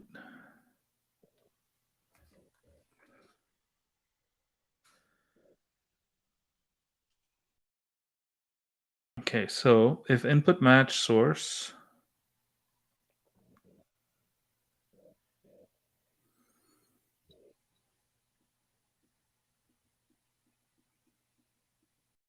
That's going to choke. what do you mean? It's formatting it's trying to prettier the entire input, not just the HTML segment. So if there's anything that's not valid HTML, I don't think you understand what it's doing, or maybe I don't understand what you're understanding. But that's not what I took away. well, I mean, let's find out, right?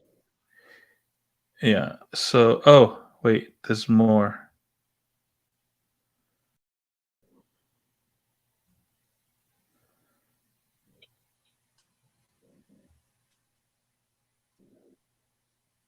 Okay.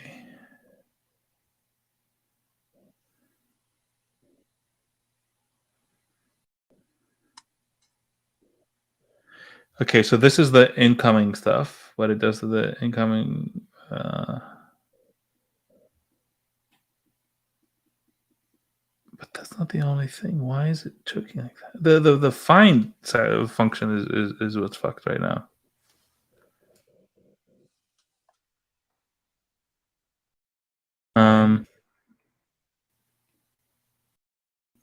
It's finding 7 times on the left and only twice on the right. It's like this pretty. You see this pretty here? It's not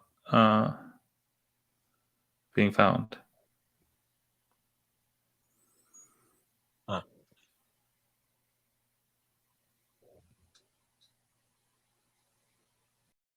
So I don't know all the places where it's using it. Oh my god, man! Seriously? Where do I put this now to do find? Okay, look. I know what I'm gonna do.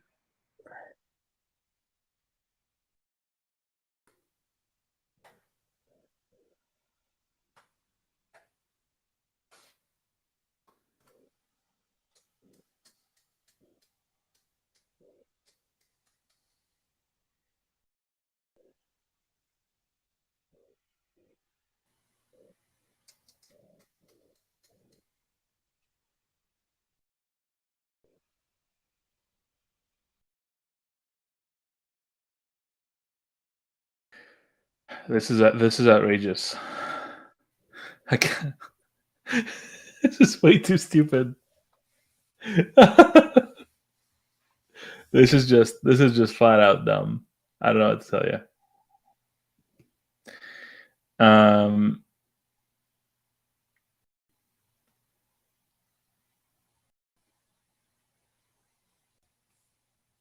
Okay, here's how we're gonna do this.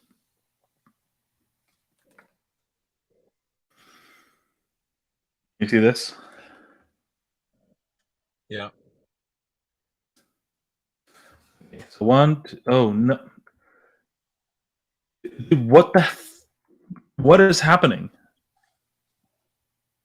Okay, all right. So there's one. It does it for source, right? Before it sends source, if it finds source, it does it there one time. It's got one here, an HTML message. Convert or make HTML message if HTML message include class HTML language HTML. then it does this with tab 2, right? This is on the way in, I think. Yeah, on No, the way it's in. on the way out. No, a push Oh, roll really? assistant. Okay. Okay, so that's Uh, so that's for rendering for us.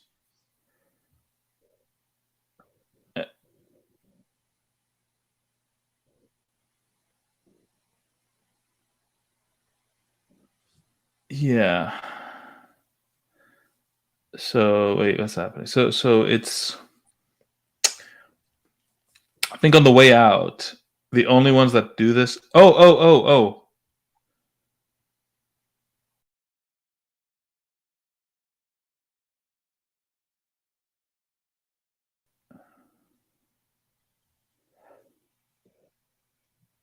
Oh, no. That's right. That's right. Oh, is this what you were saying? That it's gonna just try to do everything? Yeah. I see. Whereas on the way out, it's clever. Yeah. So how do we fix that? Well, we can either try and do an iteration, or we can try and make the original intent clearer.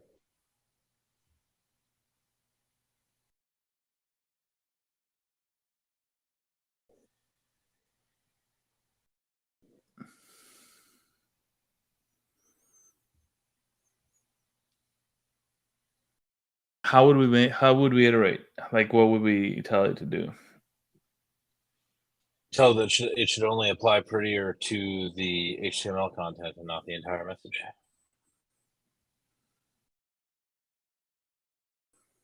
But it's doing it wrong. It's looking for the source replacements, not for everything, right? Oh, no. Oh, those two were separate, right? Yeah. So let me just double check it for my insanity. No, it's they're all in the source. The input.match. You see this? Yeah. Input.match source. So this whole little segment runs only if it matches source. Right. But it's still running against the entire input.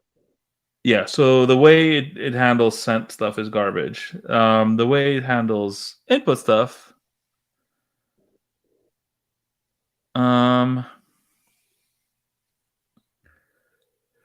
so it comes a response in, then it says if data message, I guess, and it works on the message, which the converter makes into HTML, and then it finds the code element. Okay, so the problem it has, right, is that it doesn't have a good way of figuring out the whole like markdown HTML markdown thing for the way on the way out. Yeah. We could try to convert to HTML on the way out, but that seems dangerous, silly even. Yeah. I would just want it to only prettify the source that it finds. I would just not I care about understand other that, code. but how do you do that?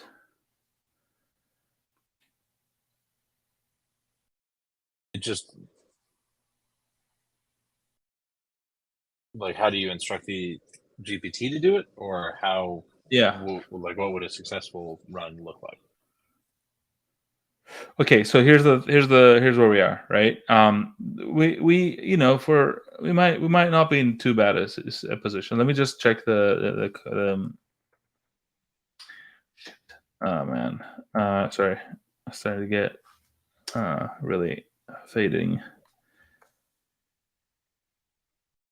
Okay, if I'm seeing this right, like we're at 2,800 tokens, so we should be able to get a third response back without dying.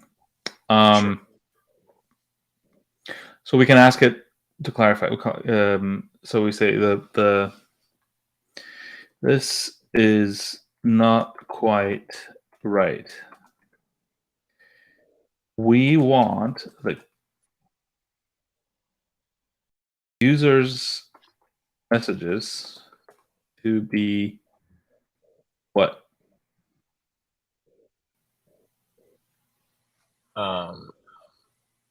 We want the HTML code blocks within the user's messages to have the tab with 0. Prettier should Give me a only second. run. Give me a second. Messages are processed correctly.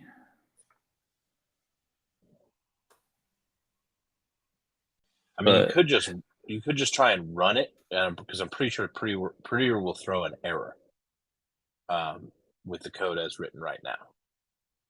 So you could just try and run it in the iframe, type in source, go to the console log, see the error, and give it the error and see if it'll fix it.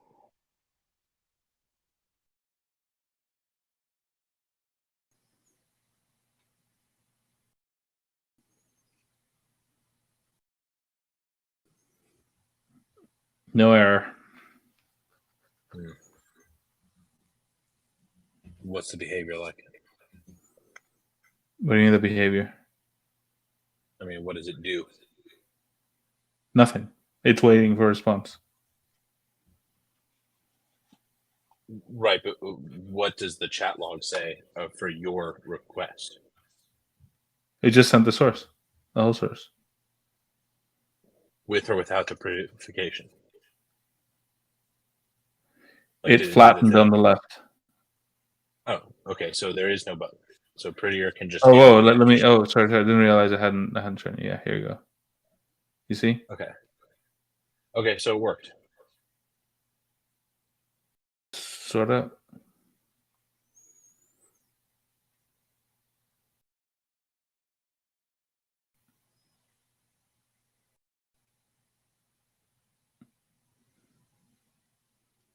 Yeah, I mean, it worked, but only for a source, right? Oh, right. Yeah. So try giving it some. Wait, why did it work for source even? Because that's all you put in. There was no other extra content, so Prettier didn't have anything to choke on. Right.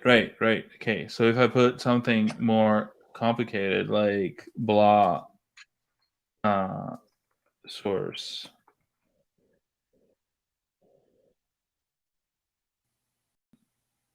Now check your console for an error.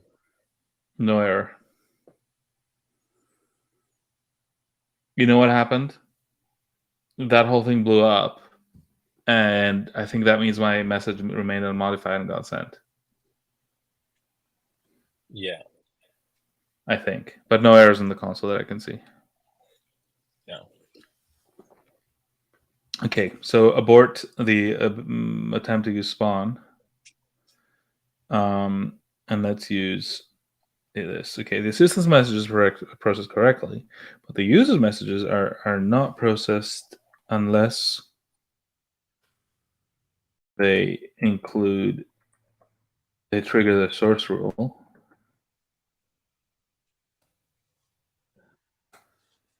And even so, the entire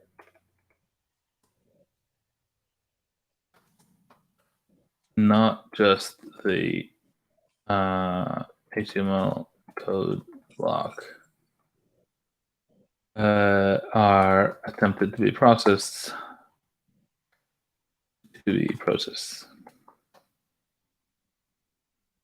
What we want is the user's messages to be what? Said scanned for every HTML code, or for every code block, and for Prettier to be run just against those code blocks.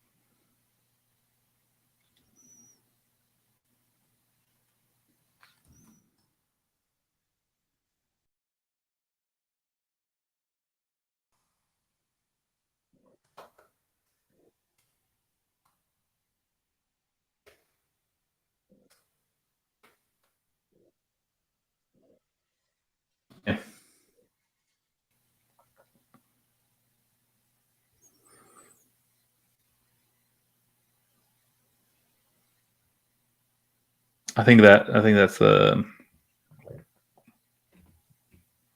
ticket. Yeah.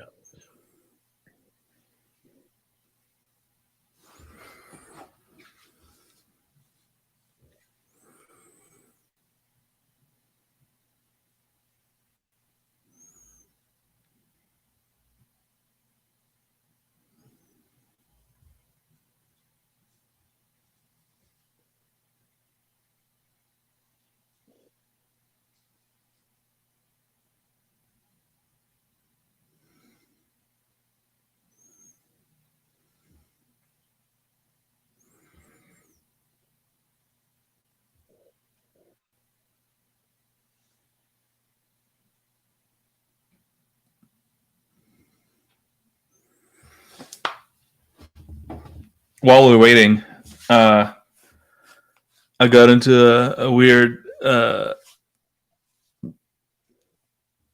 back and forth with Jim Rutt today. Oh yeah.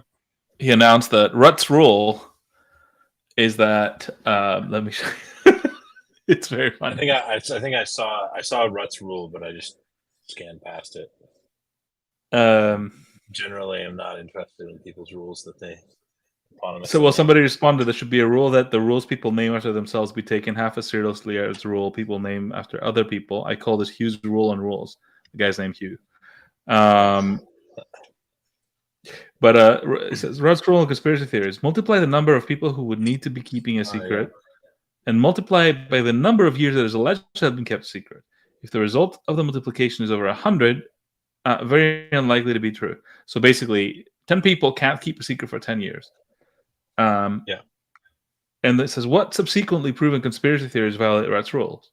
I'm like, Bletchley Park, right? Yeah. And he's like, was that ever a conspiracy theory? So his point is that so long as there isn't a conspiracy theory that actually actively tries to find information about the thing, it's not. Then it's yeah. So basically, so long as the conspirators are good enough to prevent a minor leak, they can prevent a major leak. Yeah.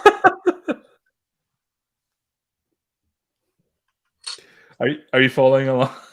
Yeah. Have you fallen off your chair? Because I sort of, I mean, I was like, surely he can't be meaning this. Yeah. But I mean, like, do you doubt that there was a conspiracy theory that Bletchley Park was Bletchley Park? Well, there was a conspiracy. There just wasn't a theory about it, right? Well, Bletchley Park wasn't a we don't know conspiracy that. theory. We don't know that. We don't know if nobody was trying to find out. Yeah.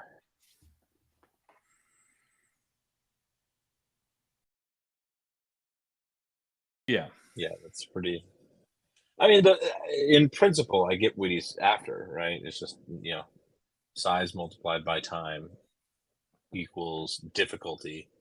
And if your allegation of a conspiracy theory is above some threshold of difficulty, then that's a case for taking it less seriously.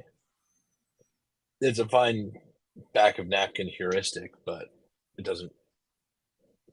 I wouldn't put it as a rule. I've just I put it as a conjecture at best. Well, I've just learned that it's a very bad. Like, it's not even a conjecture. It's a meme that's out there, and potentially a conspiracy by itself, right? Like this idea, like, oh, well, people would have found out. It's like, based on what? Like, there's no. How would you know? Like, you only know about the conspiracy theories you know about. I mean, I guess he's saying, show me one where it was the other way, but he would need to. Anyway, I think his particular formulation can be shown to be wrong in like ways. But like MK Ultra, right? The Tuskegee experiment. I don't know. COINTELPRO, whatever. But it's like, well, when is the conspiracy theory revealed? That's true. Like, Like, does that mean like the Kennedy assassination is not a thing because otherwise they would have known? Like, or does it count as revealed because there's so much information out there that it's obvious what happened? Yeah. I don't know. All right, so you've got a result here. Yeah, I'm just gonna put this into Prettier the same way to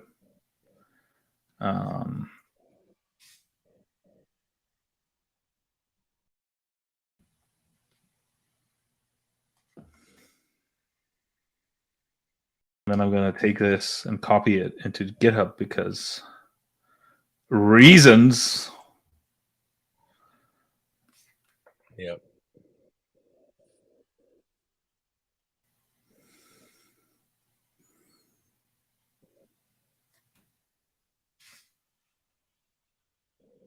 Okay, so let's look at this code.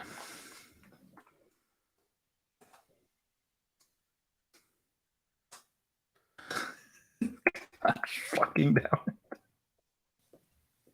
What? Okay, so okay, it did a regex. It did a regex to find HTML code blocks. Okay, input replace.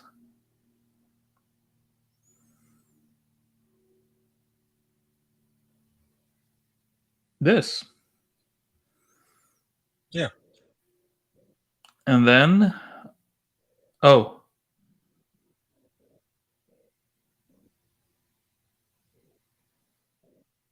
wait, it took out the other one? Is that, did it unify the, did it refactor or?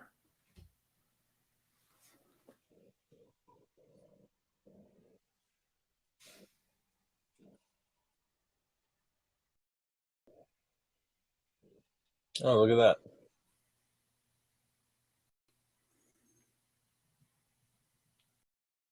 Yeah, it's being used in two places. Nice. So one is message push role assistant, and one is in send message. Yeah. Oh, that's interesting. You are now chatting with GPT-4 as a system message. Yeah, we need to fix that. I'm aware. But I don't understand. Oh, wait.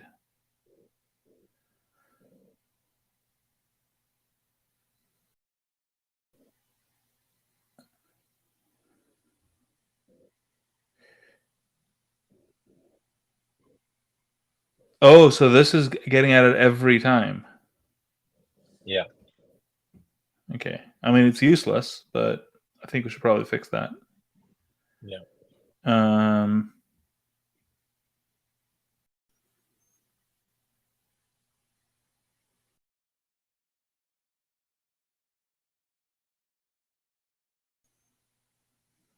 Okay. So this code, in theory, should work. Now what? Let's test it and pause, maybe. Unless you've Okay. got significantly more steam than I do. In which case I will try and hold on.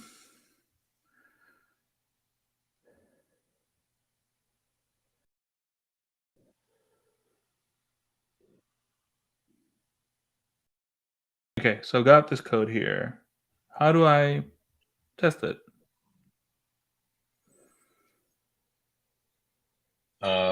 Go back and press the spawn button, right? Okay, I've pressed spawn. Oh, right, you don't. Yeah, here's the thread. Here's the page. Okay.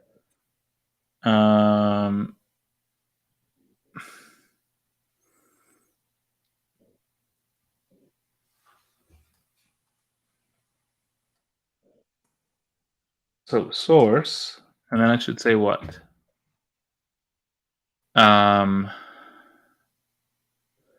The system message should only be at the start of a conversation, and its default value should be, let me see the,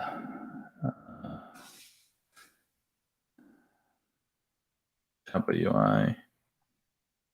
Yeah, okay, got it.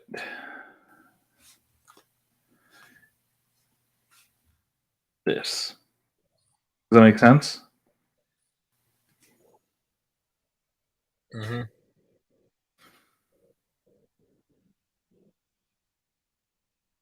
And then I should say I'm working on this code.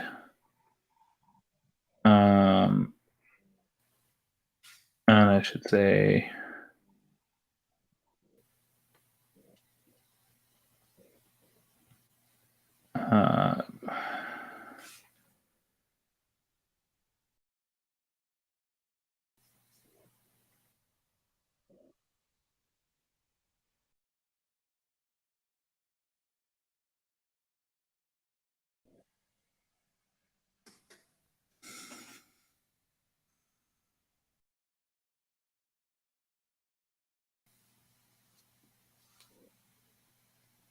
oops. Ugh.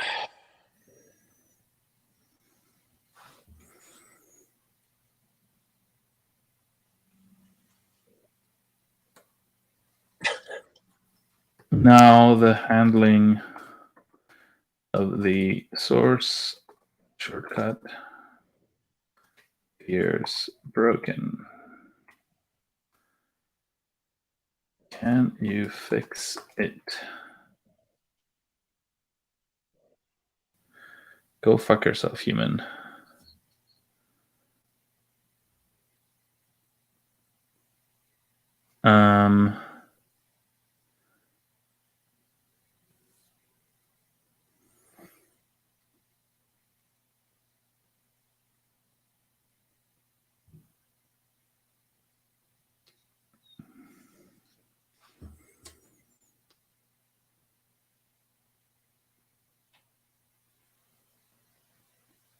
Okay, so here's what we're gonna do. I'm gonna build this prompt by hand.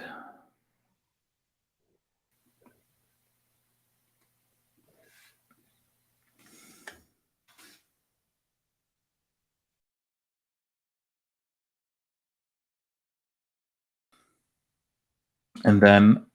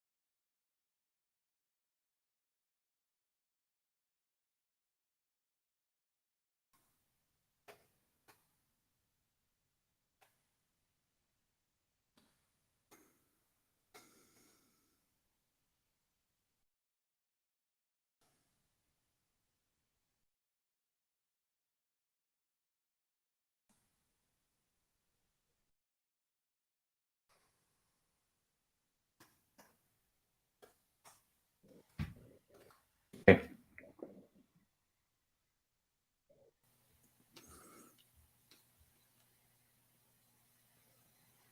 Oh yeah, sorry. So I copy this over and I refresh the page and I do the thing, right? Is that the way to do it?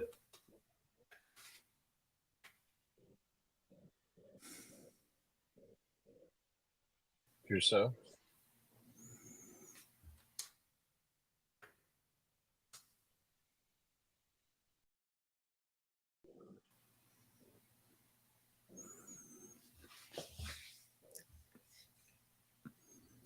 What's the value of putting users' prompts through Grammarly, perhaps, before sending them over?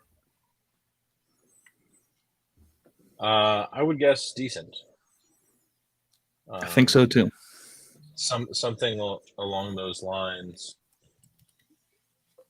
that has struck me as something that would be good. Or 3.5 to do the same thing, but basically like correct any spelling or syntactic errors or whatever. Yeah.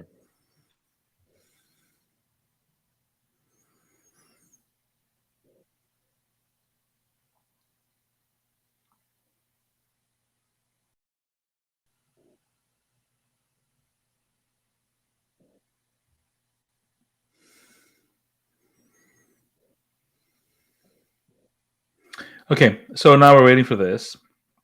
Shall we strategize a little bit about how we're going to do the function substitution? So I guess to return the functions is fairly straightforward. Just return the functions.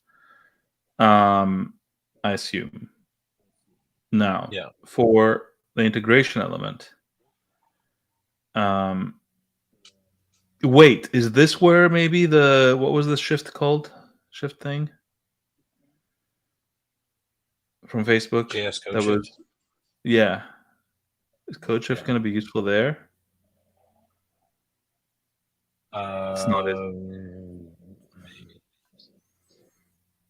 Well, actually, so we basically want to say, Fuck it. Like, why are we doing this? LLM, come on. Yeah, that's what I'm doing. Okay. Here, I'll share my screen so we can watch. Okay, cool, thanks.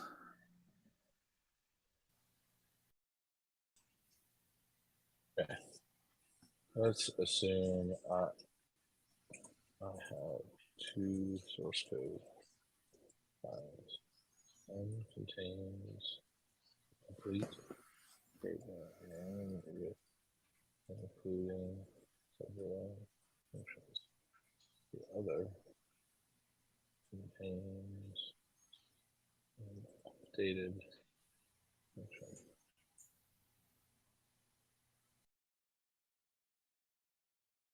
What are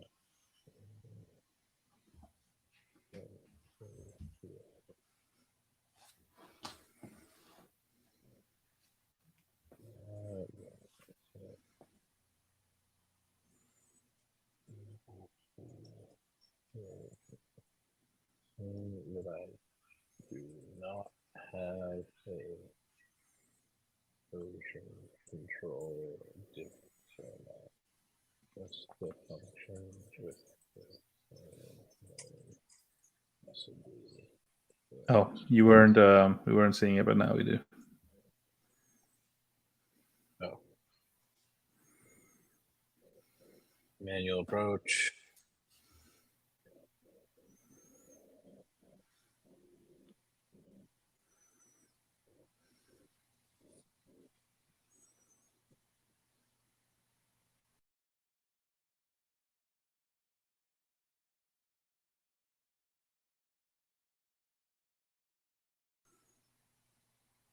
Can you just ask it to write you one for JavaScript with him scripting? I don't think scripting is what you think it is. Okay. Well, in that case, sorry. Well, or at least, or it's not what I think it is. Scripting is the LLVM to WASM compiler. Are you thinking of something else, or are there two libraries called Scripting? No. It's fascinating now because it says like to WebAssembly when it started before WebAssembly, but I guess whatever. Yeah. What are we looking for? We're looking for a JavaScript. Oh, I mean, Prettier could do it. Prettier produces their ASTs. How do they do it?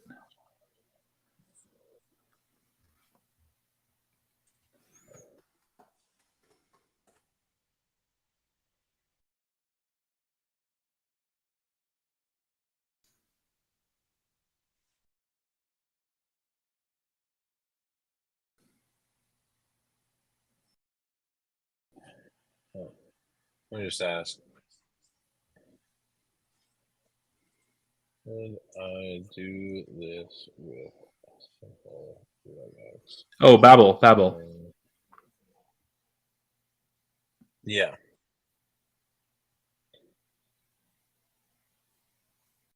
Yeah. Running Babel in a browser does not strike me as a fun time, though. I mean, we're doing it. With Prettier? Yeah. No. Just the parser, though, not the rest, right? Are we, though? I mean, you saw it. Because Like when you see me our putting that code's broken right now. Huh? Have we actually seen Prettier work What was that thing that inside I? our code? Huh? Oh yeah, I'm sure it's doable. It's just I think Babel gets a bad name because it's a lot of stuff, but the parser itself might be just a very simple function. Yeah. I mean, I'm being optimistic, obviously. Can you say like what parsers? I don't know. With a regex, bitch.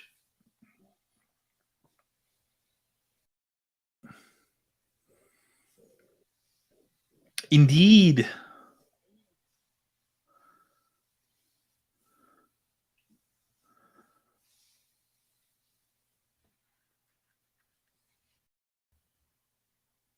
Gave you Python, by the way. Yes. What do you mean, yes?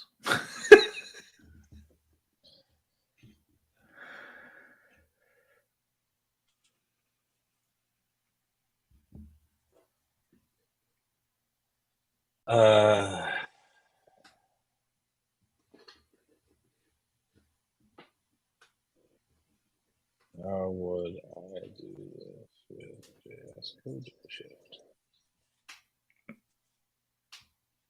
Why JS Code Shift? Because I want to see what. Sorry, I thought we had concluded that that's not what this is for, or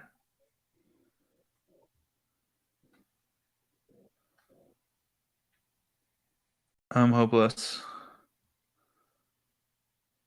Oh no, this is perfect. Look at this. You created code shift of the source file. You find a function declaration with the name of my function, and you replace it with the updated function. That's exactly what you want. Awesome. Now, can JS Code Shift run in the browser?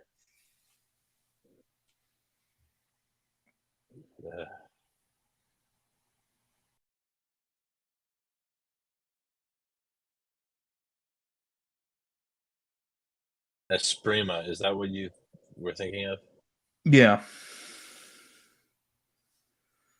Esprima is what I was thinking about, but the file system thing is bullshit. Like, there's a lot of FS implementations these days. Yeah, that's true.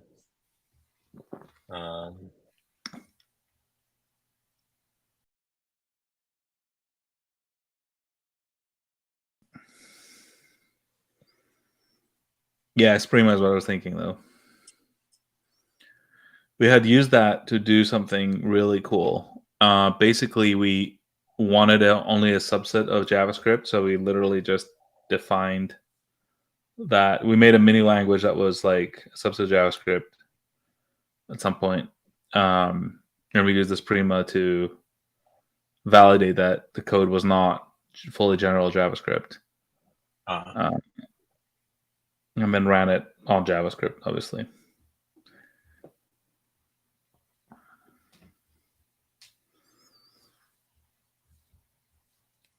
So basically what you want is just a function, right, that takes in a piece of code and a bunch of functions, and it may be an array of functions, or just some text with some functions in it, and then it basically just goes through the functions one by one, and inserts them.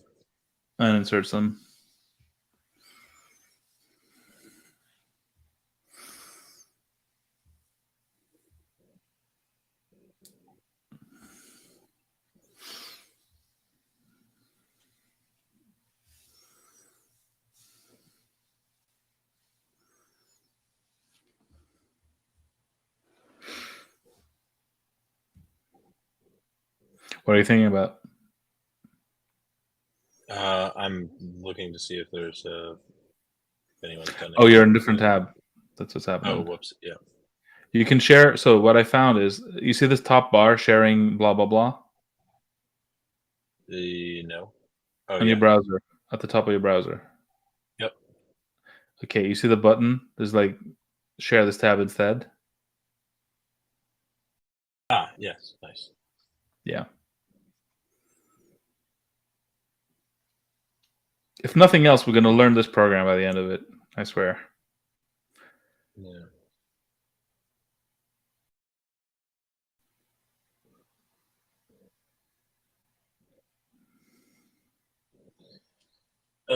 Great. We could put JS code shift in a web container. Forget I said that. I didn't actually say that. Those were.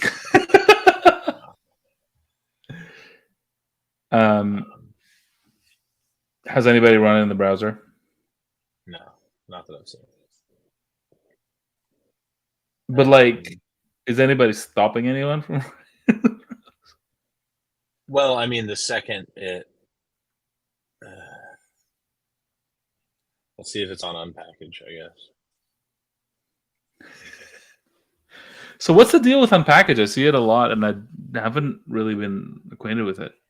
It's just it's an npm CDN that you can just, if you want to import your node modules from a script tag instead of installing them locally and then bundling them, presuming that the module in question supports that and has the correct thing, unpackage basically mirrors all of npm.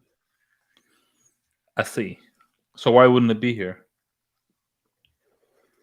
It's not that it wouldn't be here. It's that, like, basically we could. The thing to do is try and use unpackage. I see. Just pull it in and see what happens. Yeah, exactly. Give me the unpackage URL for JS code shift. So go here. Oh, so my knowledge cutoff. Shoot me. What is file there? Oh, okay. Disclaimer, disclaimer, disclaimer. I'm gonna just go ahead and take. Give me a second.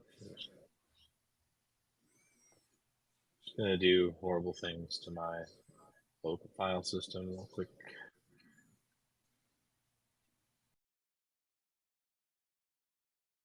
Copy path.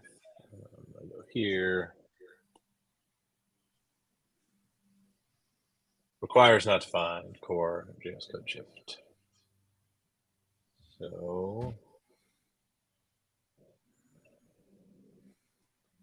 yeah, we'd have to.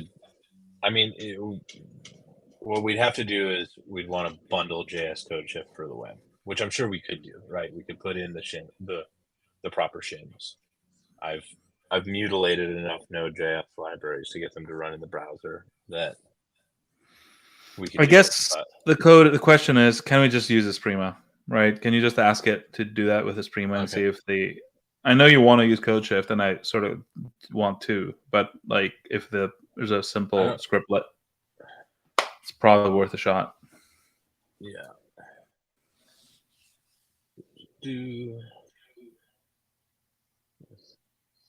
And Esprima will run in the browser. You're sure? That's what it said.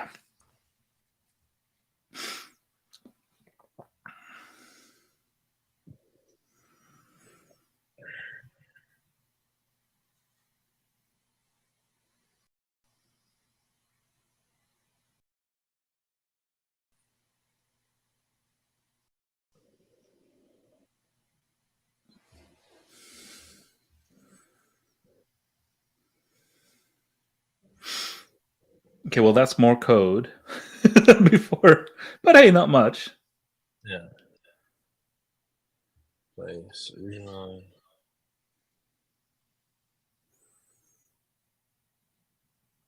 Yeah, that's not bad.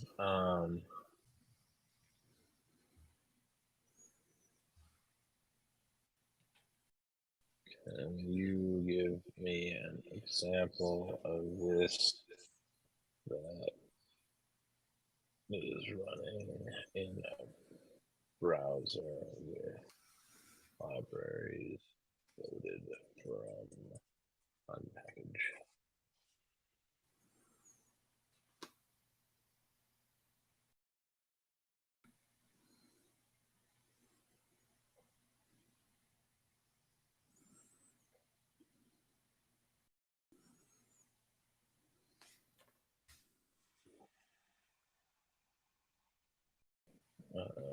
Refactor to expose a function. What? Well, we have to extract the JavaScript from the HTML first. Yes. So we need an HTML parser, which is a lot easier than a JavaScript parser. Yeah, refactor is a function that takes original code and update.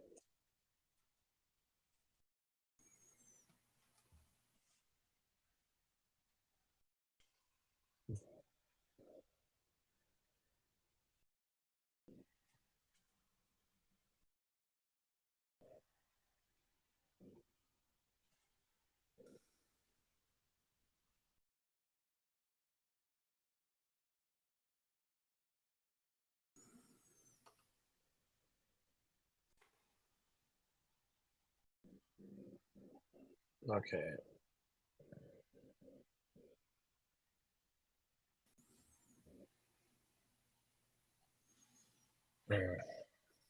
Okay, can I give this to you?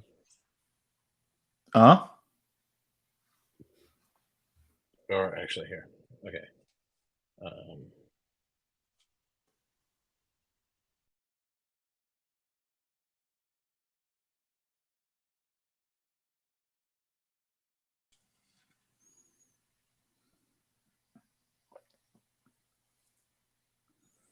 Hey, I'm back. What's happening?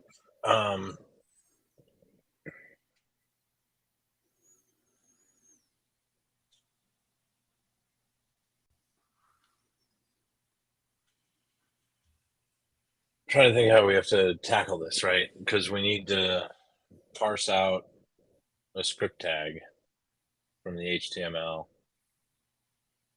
And I guess, do we just assume that we only have one script tag in the body? No, you don't have to. I think, honestly, well, you first run it by Prettier to be well parsed. So if we assume you've done that, no. We need an HTML AST. Just ask, like, what library that runs in the browser can provide us with an HTML AST.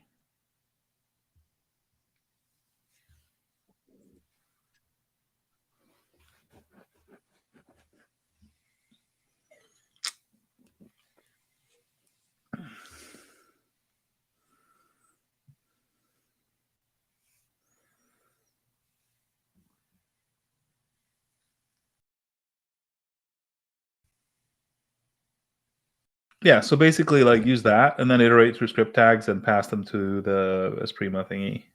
Okay. I mean, that's if, yeah.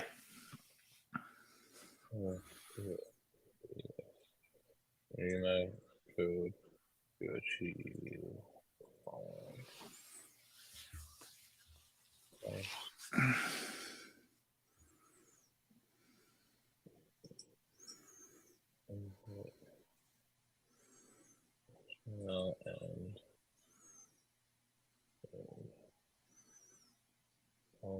HTML create through script tag option. Wait. Okay, anyway, whatever. I wanted to see if it would figure it out. Replace function in tag, right?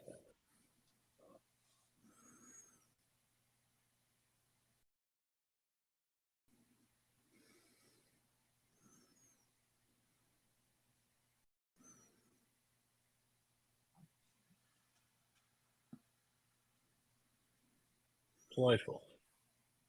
Huh? I said delightful. Mm-hmm. What is that what? It's giving me an example. Why is it nested in there? What?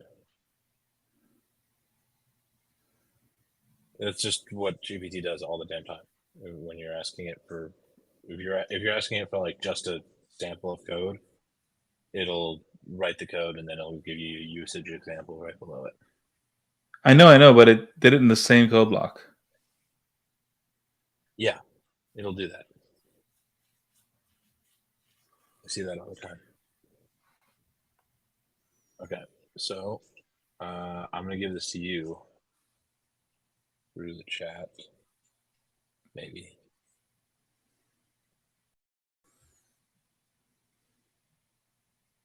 Oh, sure. Can you do it over Signal, please? Yeah. Yeah, I don't know how to retrieve this. Okay. Long story short, I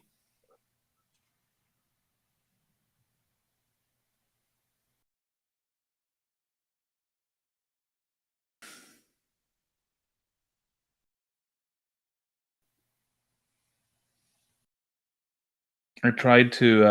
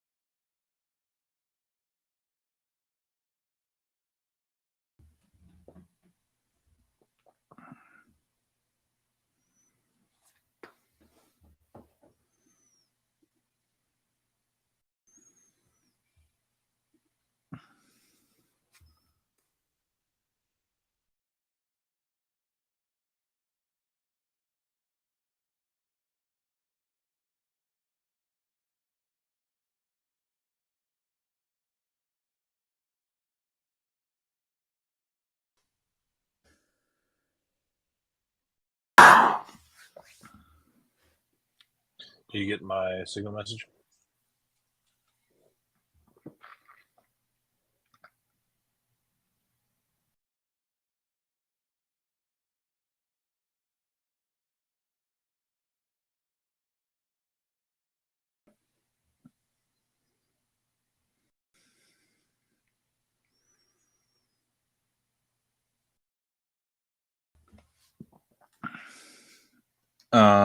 let me see.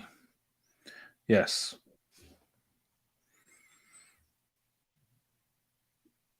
But I don't know what to do with it.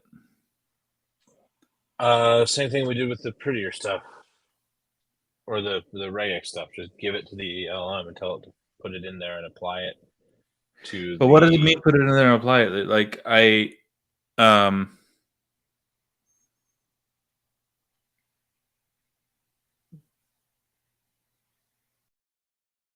like we haven't really gotten lists of functions back, right? Like Right. So maybe we just stash this for the next iteration. Yeah, I think so. Like what I think we probably should do is teach it a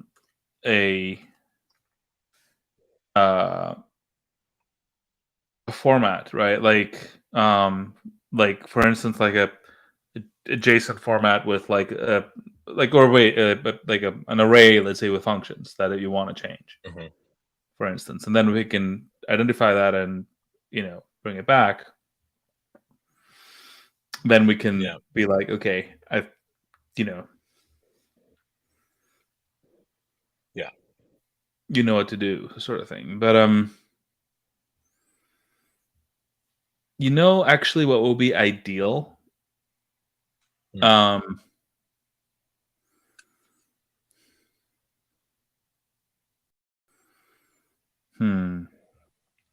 we can build that as a model first, like as a thing we can talk to, right? Like, and we so okay, let's talk a little bit before we hang up the shim, the whatever, the shingles.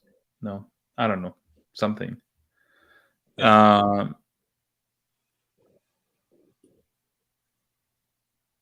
I don't know what expression I'm looking for. This is just too bad.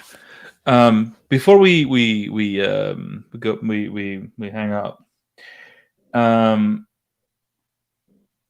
Yeah, it's no secret that I really like the whole, models as like little auto-generated form thingies, right? Mm-hmm. Now, if you think about it, you can consider basically everything under the chat window as a form, right? Fair enough. The API thing can move down there. Okay, that's a form. We've got a little bit of work before on auto-generating forms, right? On the basis of a schema. Yeah. So let's just say for the moment that there's a plugin system that we have for models, right? And it has as part of the plugin, we provide a schema for the input. Okay. And then the output is always a message that goes on the chat log. Yeah. So by changing the model to, function combiner, right? We can take the whole source, copy it into like field 1. It doesn't. The point is, it doesn't have to have a user message field, right? If you change to function combiner model, I'm losing you somehow. okay, let's say we change from GPT-4 to function combine, right? Yeah. It gives you two text fields. Mm-hmm. One is original source code. Mm-hmm. The other one is like function array. Sure. You paste the appropriate things in there. You press send. Yeah. And then it does the work and it puts it in the chat window. Okay. Which you can then phone. You can then, yeah. So the point is, we do that until we get comfortable enough, right? Yeah. With the ability to get it to output exactly what we want. Basically, do things manually until you're confident enough that the LLM is going to give you something that is stable enough that you can automate with.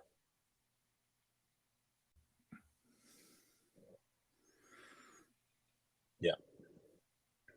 I think that's a right. But I guess it's like there's a bunch of work, right? And it involves like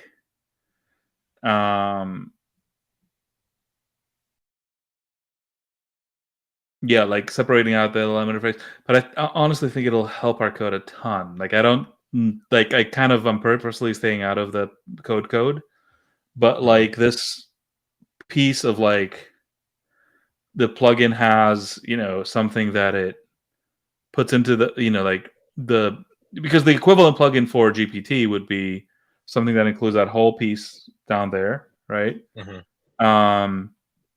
Something that deals with the back and forth with the model in the cloud, right? And something that takes a response back and invokes the send message or the whatever append message function, which we don't have, by the way. If you saw how the appending is done right now, it's just jamming stuff into the array, right? That array needs to be protected by something that's like out of thing. And really, even the sending the message, right? There's another little piece of nuance there, which is like, what part of the chat context am I sending? Right now, we're sending all of it, and if it's too much, we just blow up, which is one way to do it. Yeah. Okay, let's see if the code has returned anything. It has not.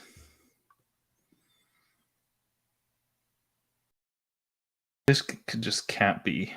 Like it's been pending for. Can I see how long something has been pending for? Nope. Well, yes, in network request. There's a timing. Right. Section. Yeah, no, I'm looking at it, but there's no. I don't see any timestamp. Oh no. Yeah, I should. Yeah, no. Wait. Sorry, that was stupid.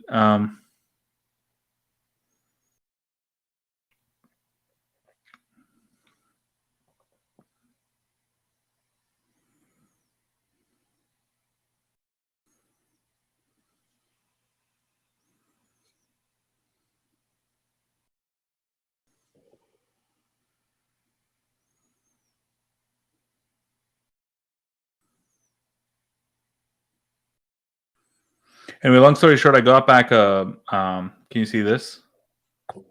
No, we're not showing you on stream, but here we go. Yeah. Long story short, I got back. I sent this right, and I said like fix the system message and also make the substitution correct. And it says I've made the necessary change to the code. The source substitution issue fixed. The system message says the desired default value. Here's the updated code without white space. So I did that right, but then I tried to use it, and I said I'm working on this code source, right? But it didn't replace it. So then it response didn't make any sense. So then I went back. And I said the source issue does not appear to be solved.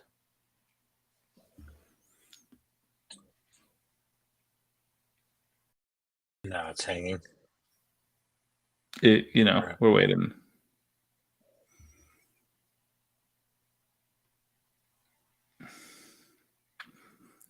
Okay, so basically, I think before anything else, even we need speed. Do we agree on that? Yes. Like this thing here. I mean, I don't know. Maybe I'm silly because I sent it the code twice now, right? Like there's the code that I sent and the response that it sent. Maybe I should never have done that. I mean, it's the system is ungodly slow. One thing I have noticed when in streaming mode, right, like the response starts coming back almost instantly. Yes. So the speed. So in our sort of mental model of where delays come from, I think delays come almost entirely on the inference side, not on the ingestion side.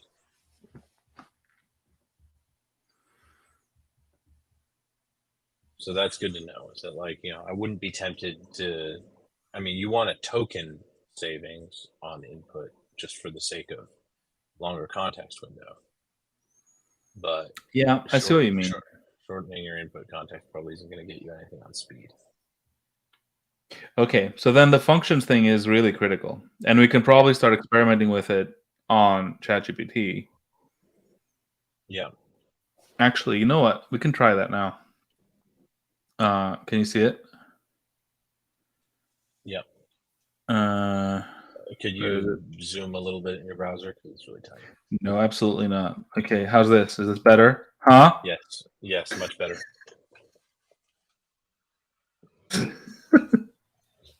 Is that zoom? Is that good zoom for you? Yeah, it's great. I hope every you time like.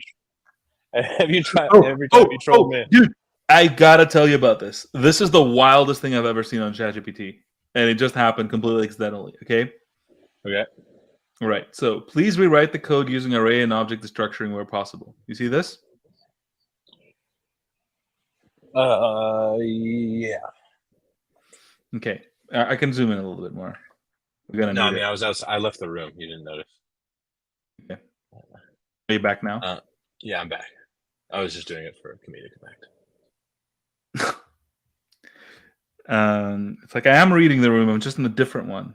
Yeah. Please rewrite the code using array and object destructuring where possible. Right. Mm-hmm. And it says, here's the updated code using array and object structuring. Fair enough. It writes the code. Very well written code. Okay. And it says in this version, blah blah blah blah blah blah blah blah blah blah blah blah blah blah, which will evaluate to false in the. Okay, this is the weird bit. Open backtick if open parenthesis. Here's the updated code using array and object structuring. Colon. The code again. In this version, blah blah blah blah blah blah blah, which will evaluate to false if backtick if. Here's the updated code using object structuring. This is one response. Okay. It wrote the code again. It gave me the version. It did this 3 again. times? 4. And then And this is GPT-4? I stopped it. Yeah. It wrote me the response back 4 times. Like this is like the number of tokens in here is like bananas. Right? Sam Altman is so, or not Sam Altman. I guess he didn't really say it. It was just some random open AI employee. Oh, this is interesting. So I stopped it when it froze, but when I put all of that response back into the tokenizer, I get like 7,231 tokens. So it did get close to the limit. Yeah, got caught in a loop, but not enough of a loop to get out of the token limit. But it is why, like it's just going on and on. Like it's it definitely broke through the like the response limit, right? yeah, and you didn't. There was no like continue button or anything. No. This was all one. It came all in one chunk. Huh. Like I'm almost like, I want to make it happen. Like, okay, wait. Like I was like, what? What? My mind went to like, okay, what is this magic, and how can I, abuse it?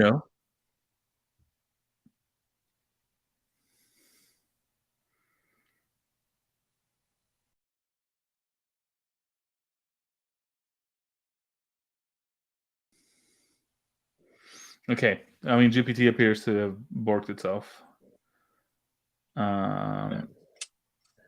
Yeah. Anyway, yeah. So, okay, so I think once we get sorted with the source thing, which is broken, and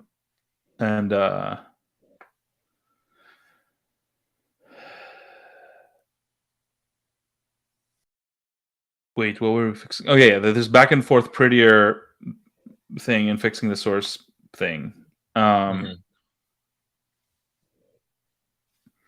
Then we have a new version basically that manages the token window well. We bought ourselves the headroom we wanted.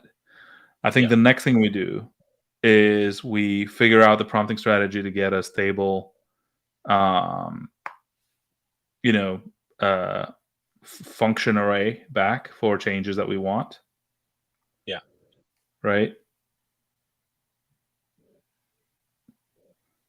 Okay, it didn't get into the death loop. But it was absolutely WILD. I have no. Okay, so but this is what I wanted to try here. I wanted to do like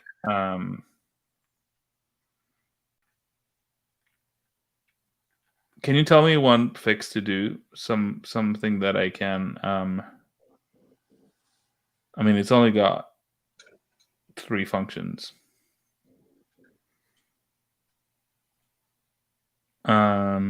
Is this just an old version of the code? Yeah.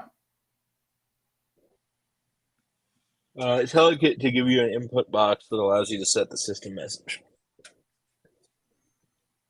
And specify that there should only be one system message, and it should always be the first in the message history on every request. That's what I'm going to do. I'm going to do just that. No boxes. Okay, so system should only appear once, and it should only appear at the start conversation.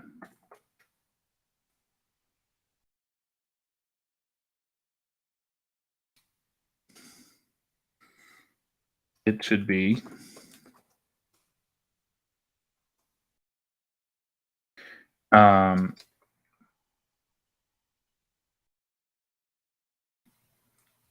give me return an array of the functions that the complete printout of the functions that will need to be modified for this change.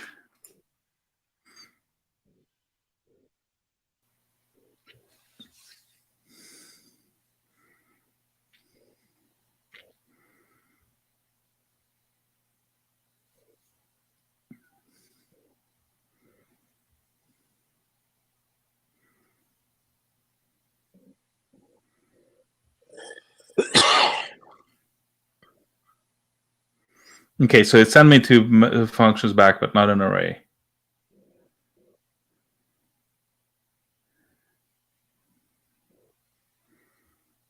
Yeah.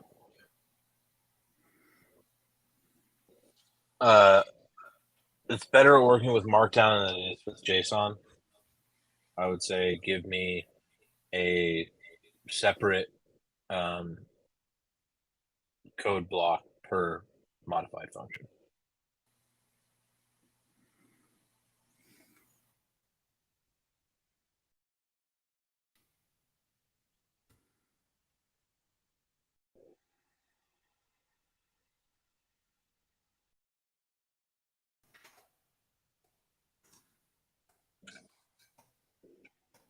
Like that?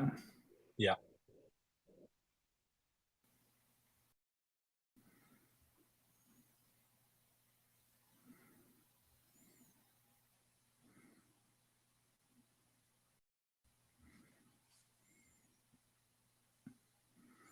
Yeah, and then we know how to parse this, right? We can just pick Yeah. out the code blocks. Now, if it, you see how this gets tricky though, right? Because already it's not function blah, right? Now this is window.onload equals parens whatever, right? And this is even worse, it's async.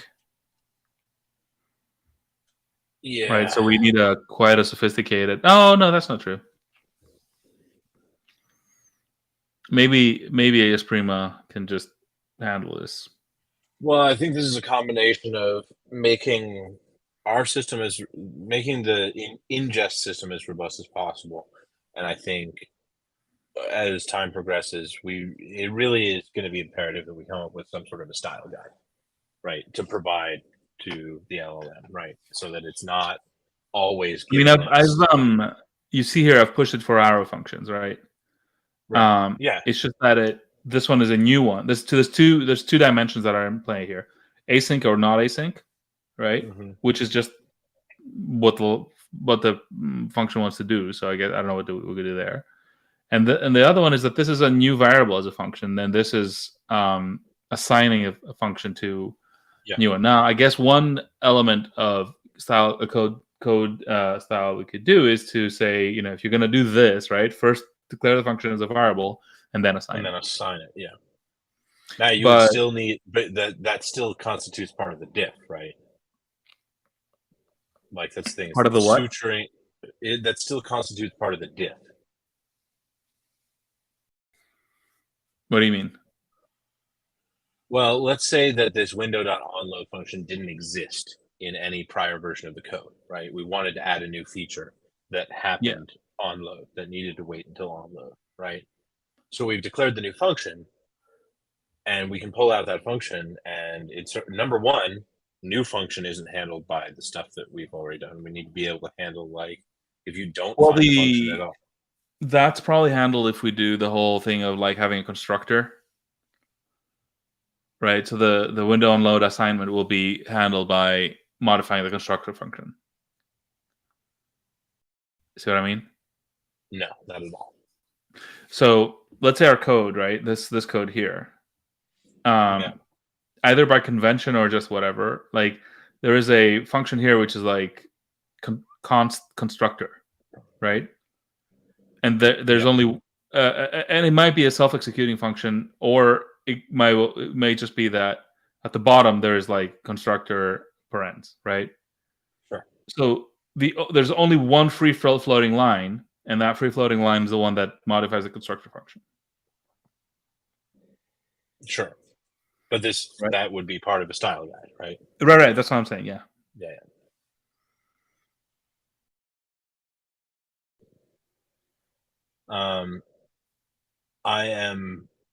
I have negative steam right now. I don't know about you.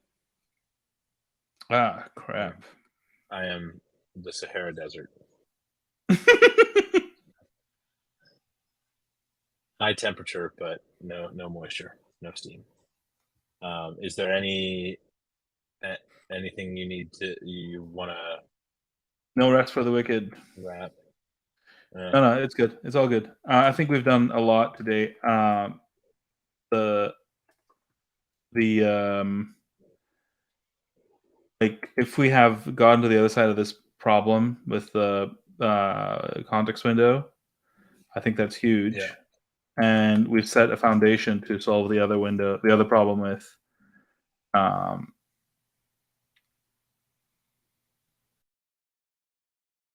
Yeah. the function thing, right? So I think these two together would be huge. This will dovetail nicely with fixing the issue with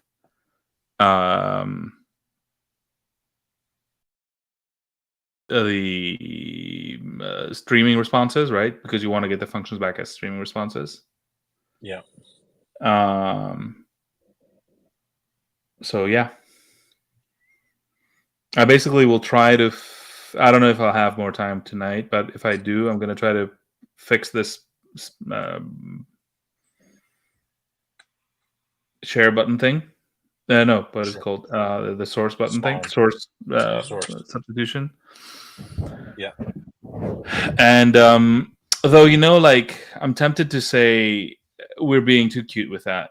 It's very fragile, and it should just be a button somewhere, which is like copy source or something, so we can paste it back in. Yeah. Or I don't know. Maybe there's another way to do it, but I see it like not really getting what this is for, and yeah, it makes me think that But anyway, man, like this is a huge win. Like we, I know it feels like talk shit, but we are able to get 2 responses back now. Like we can get 2. Like you can send the code, you can get it back, and you can ask for a tweak, and you can get that back before blowing up the context. Yeah. Yeah. The other thing I'm realizing, because it managed to take in the entire code base to begin with, and then return back the one with dropped spaces. I wonder if the context size is really 8,000 in, 4,000 out, or something like that. Like there's 2 context windows ish, and they are independent. If you see what I mean. Yeah. I don't know. No, it's not, because the API, the errors you get on an API when you blow out the context, it just sums the total amount you're sending and the total amount you're requesting back. And if they're then how did it manage to drop the spaces for the code? It's not using the GPT-3 tokenizer. Right. But do you think it was that much? If it was that much better, then maybe we didn't do anything. Right. Yeah, we need to find that out. Now there's a node module that actually does the tokenization properly. I It's think not the per one that. GPT-3, right? Not 4. No. The OpenAI tokenizer page recommends you a module that only does GPT-3 style tokenization. I have found another module that actually does all 4, and it's been giving me good results so far. I haven't like thoroughly acid test it. The problem is it can run in the browser, but it's got some internal WASM shit, so there's build considerations for it. Okay. But we can at least run the experiment, right? So you mean like a GPT-4 token tokenizer, basically? Yeah. Well, the reason I'm pretty sure that it's doable is because it actually does tell you in the response how many tokens that is, right? Yeah. And it throws an error if the sum of Right. So you can get measurements, basically. Is this you it? can get measurements after the fact. Is this it? It's not the one I was using. The library that I had was a multi-library that stitched a few different things together, so it's likely that that's running under the hood. Oh, but this library is based on the following GPT-3 tokenizer. This library supports both GPT-3 and codex tokenization.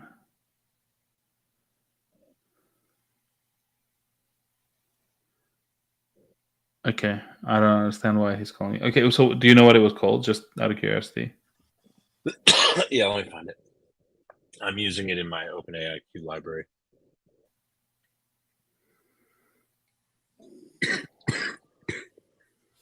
GPT-tokens.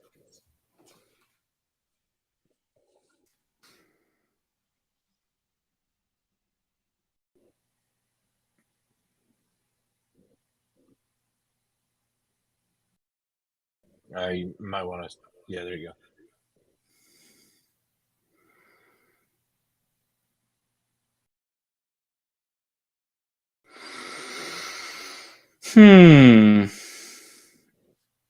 TikTokenizer.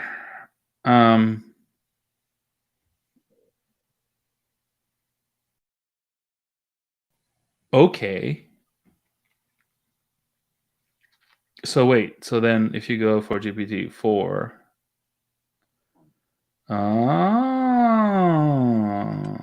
token count 16, whereas before it was 18. Yeah, so copy in some white paste, see what it does. Huh? Go to the GPT-4 tokenizer and copy in something with a bunch of white space and see what it does. See if it's more clever. Okay. And then let's call it. Yeah.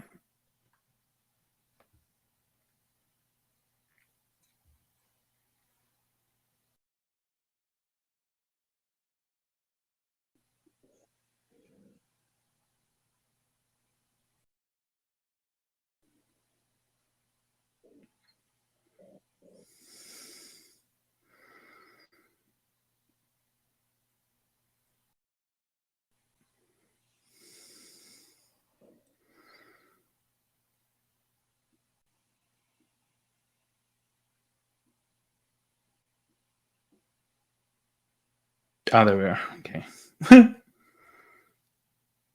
No?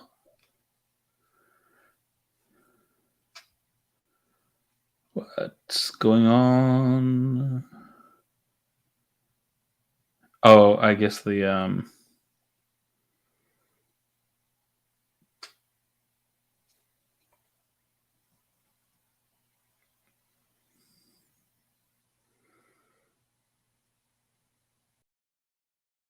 okay. There we are. I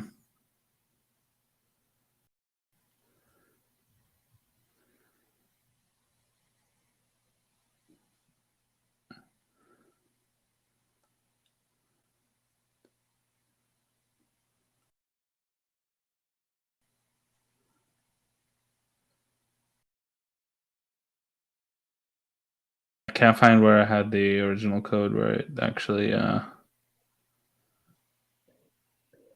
that stuff. just take any HTML file. We should be able to see at a glance. Oh, actually, you got a point.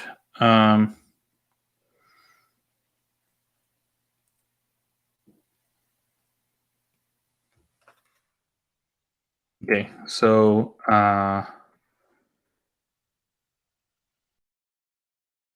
wait. Yep, there we go. But look at it. Look at the coloring. GPT-4 actually handles every length of token, every length of white space as its own token.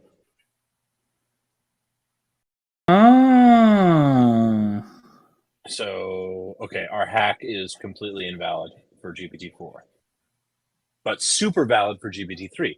This is interesting, right? So we've got another another layer of consideration.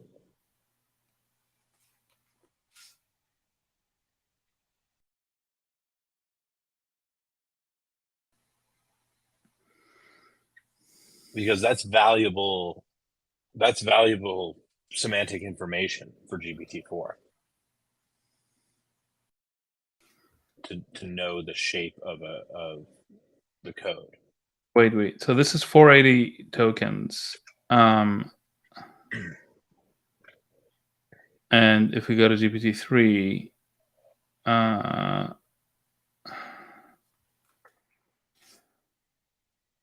it doesn't have a problem.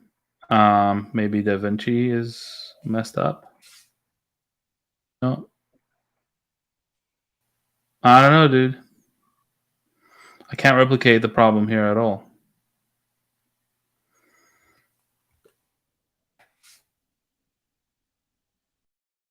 See what I mean? What does it give you a count? Yeah, it's 480 on 3.5 turbo.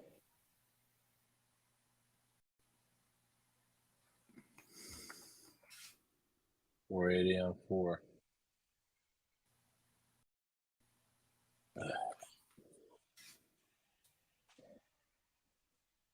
It's one thing for the LLM to be a black box, but it's kind of fucking frustrating that the method of encoding seems all stupid to be like. Yeah, Text DaVinci does 635, right? Text DaVinci is longer, but it still here appears to not have that problem. Right. Which the OpenAI tokenizer does appear to have. And I mean, anecdotally, it does seem that GPT does have that problem, man, because it used to break. If you it wasn't able to send you a second response. Yeah.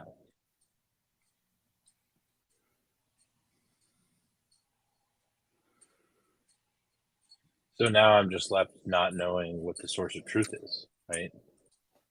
Yes. Okay, so this thing again claims, huh? Well, it just occurred to me that you could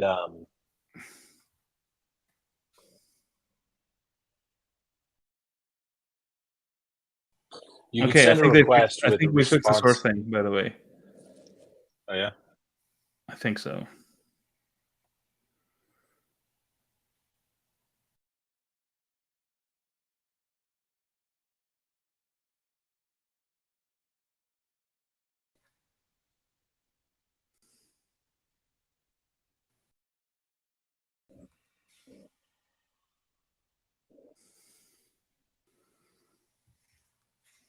And now I'm being greedy. What did you do? Sorry. Yeah, so here we are. So it sent me back code, right? This code. Mm-hmm. And I spawned it. And I wrote source, and it sent the source over correctly this time as a one-liner. Now, wait a minute. Which is not correct. God fucking damn it. So why did it do that? I don't know. There's any number of places this bug could be because our source file is a mess, right?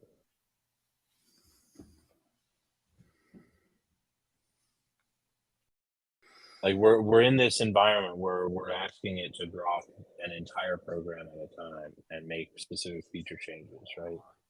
Not only does it have to grok the program, but it's multiple languages, right? It's got CSS going, it's got HTML, CSS, and JavaScript all together, which are almost universally dealt with separately in industry, right?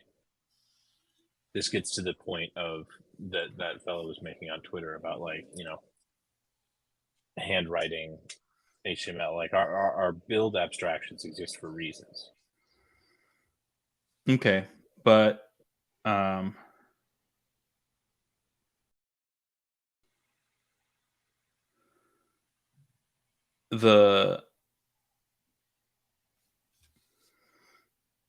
that's a fair point. However, I'll say something else. We can make it into JavaScript, right? By either going to JSX or adopting something like Hyperscript. Sure. And CSS and JS, right? And we're going to convert the whole thing to JS. Yeah. Is that something we want? I don't know. I mean, maybe it is, right? Maybe it is.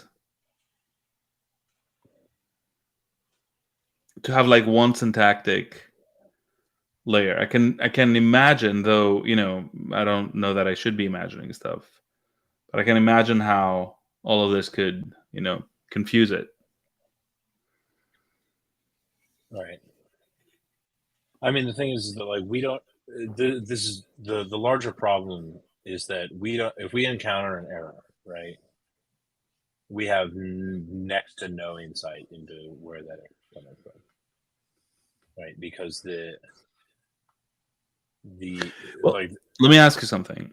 There's two kind of areas of complaint. One is that we don't understand the internals of it.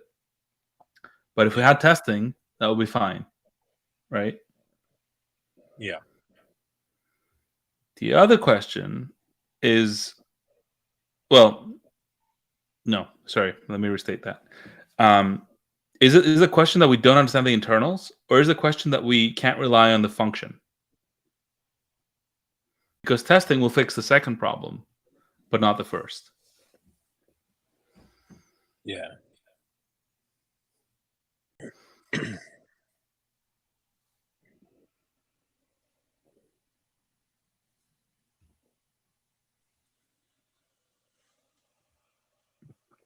And I do believe we have a third problem, which is that we don't have the prompt history. So if we don't have the prompt history, we don't have a proper spec. If we don't have proper spec, we can't even tell it to check itself. Like the source thing, I think half the reason is that it doesn't know what it's supposed to do. Right. Yeah. It doesn't See what I have mean? the context for what's going on. Yeah. So I can't say, like, this is my code, this is my spec, make sure that they're congruent or whatever. Mm-hmm.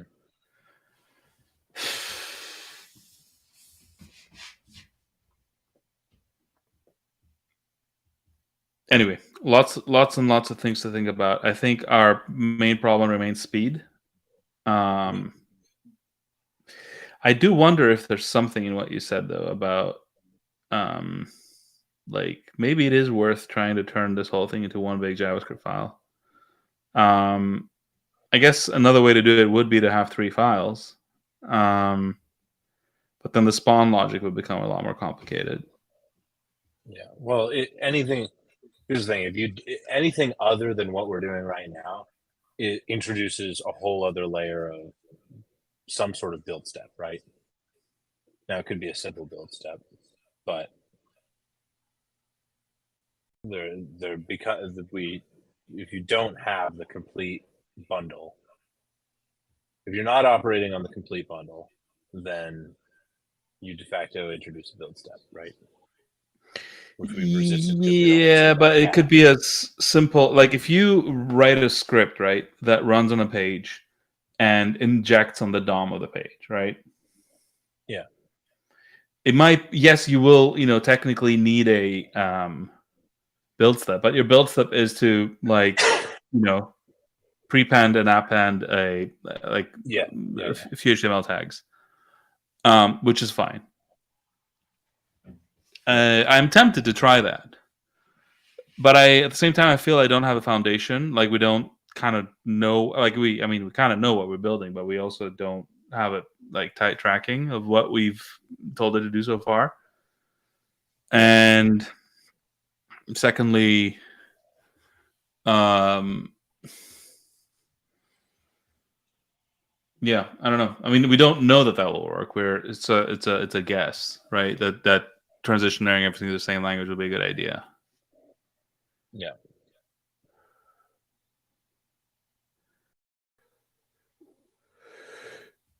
I guess another way to approach this is to have 3 files, but make the spawn step marginally more useful by just marginally more intelligent by literally just having a trivial way of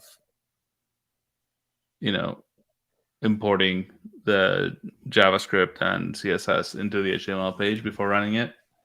But that seems almost too clever. Why would that? Anyway, whatever. Okay, dude. I think we should park this one. I think, and reconvene tomorrow. Sounds good. Okie dokie. Right. If anybody's watching, thank you for hanging out. We don't understand why, but that's we're grateful. on you. Adios.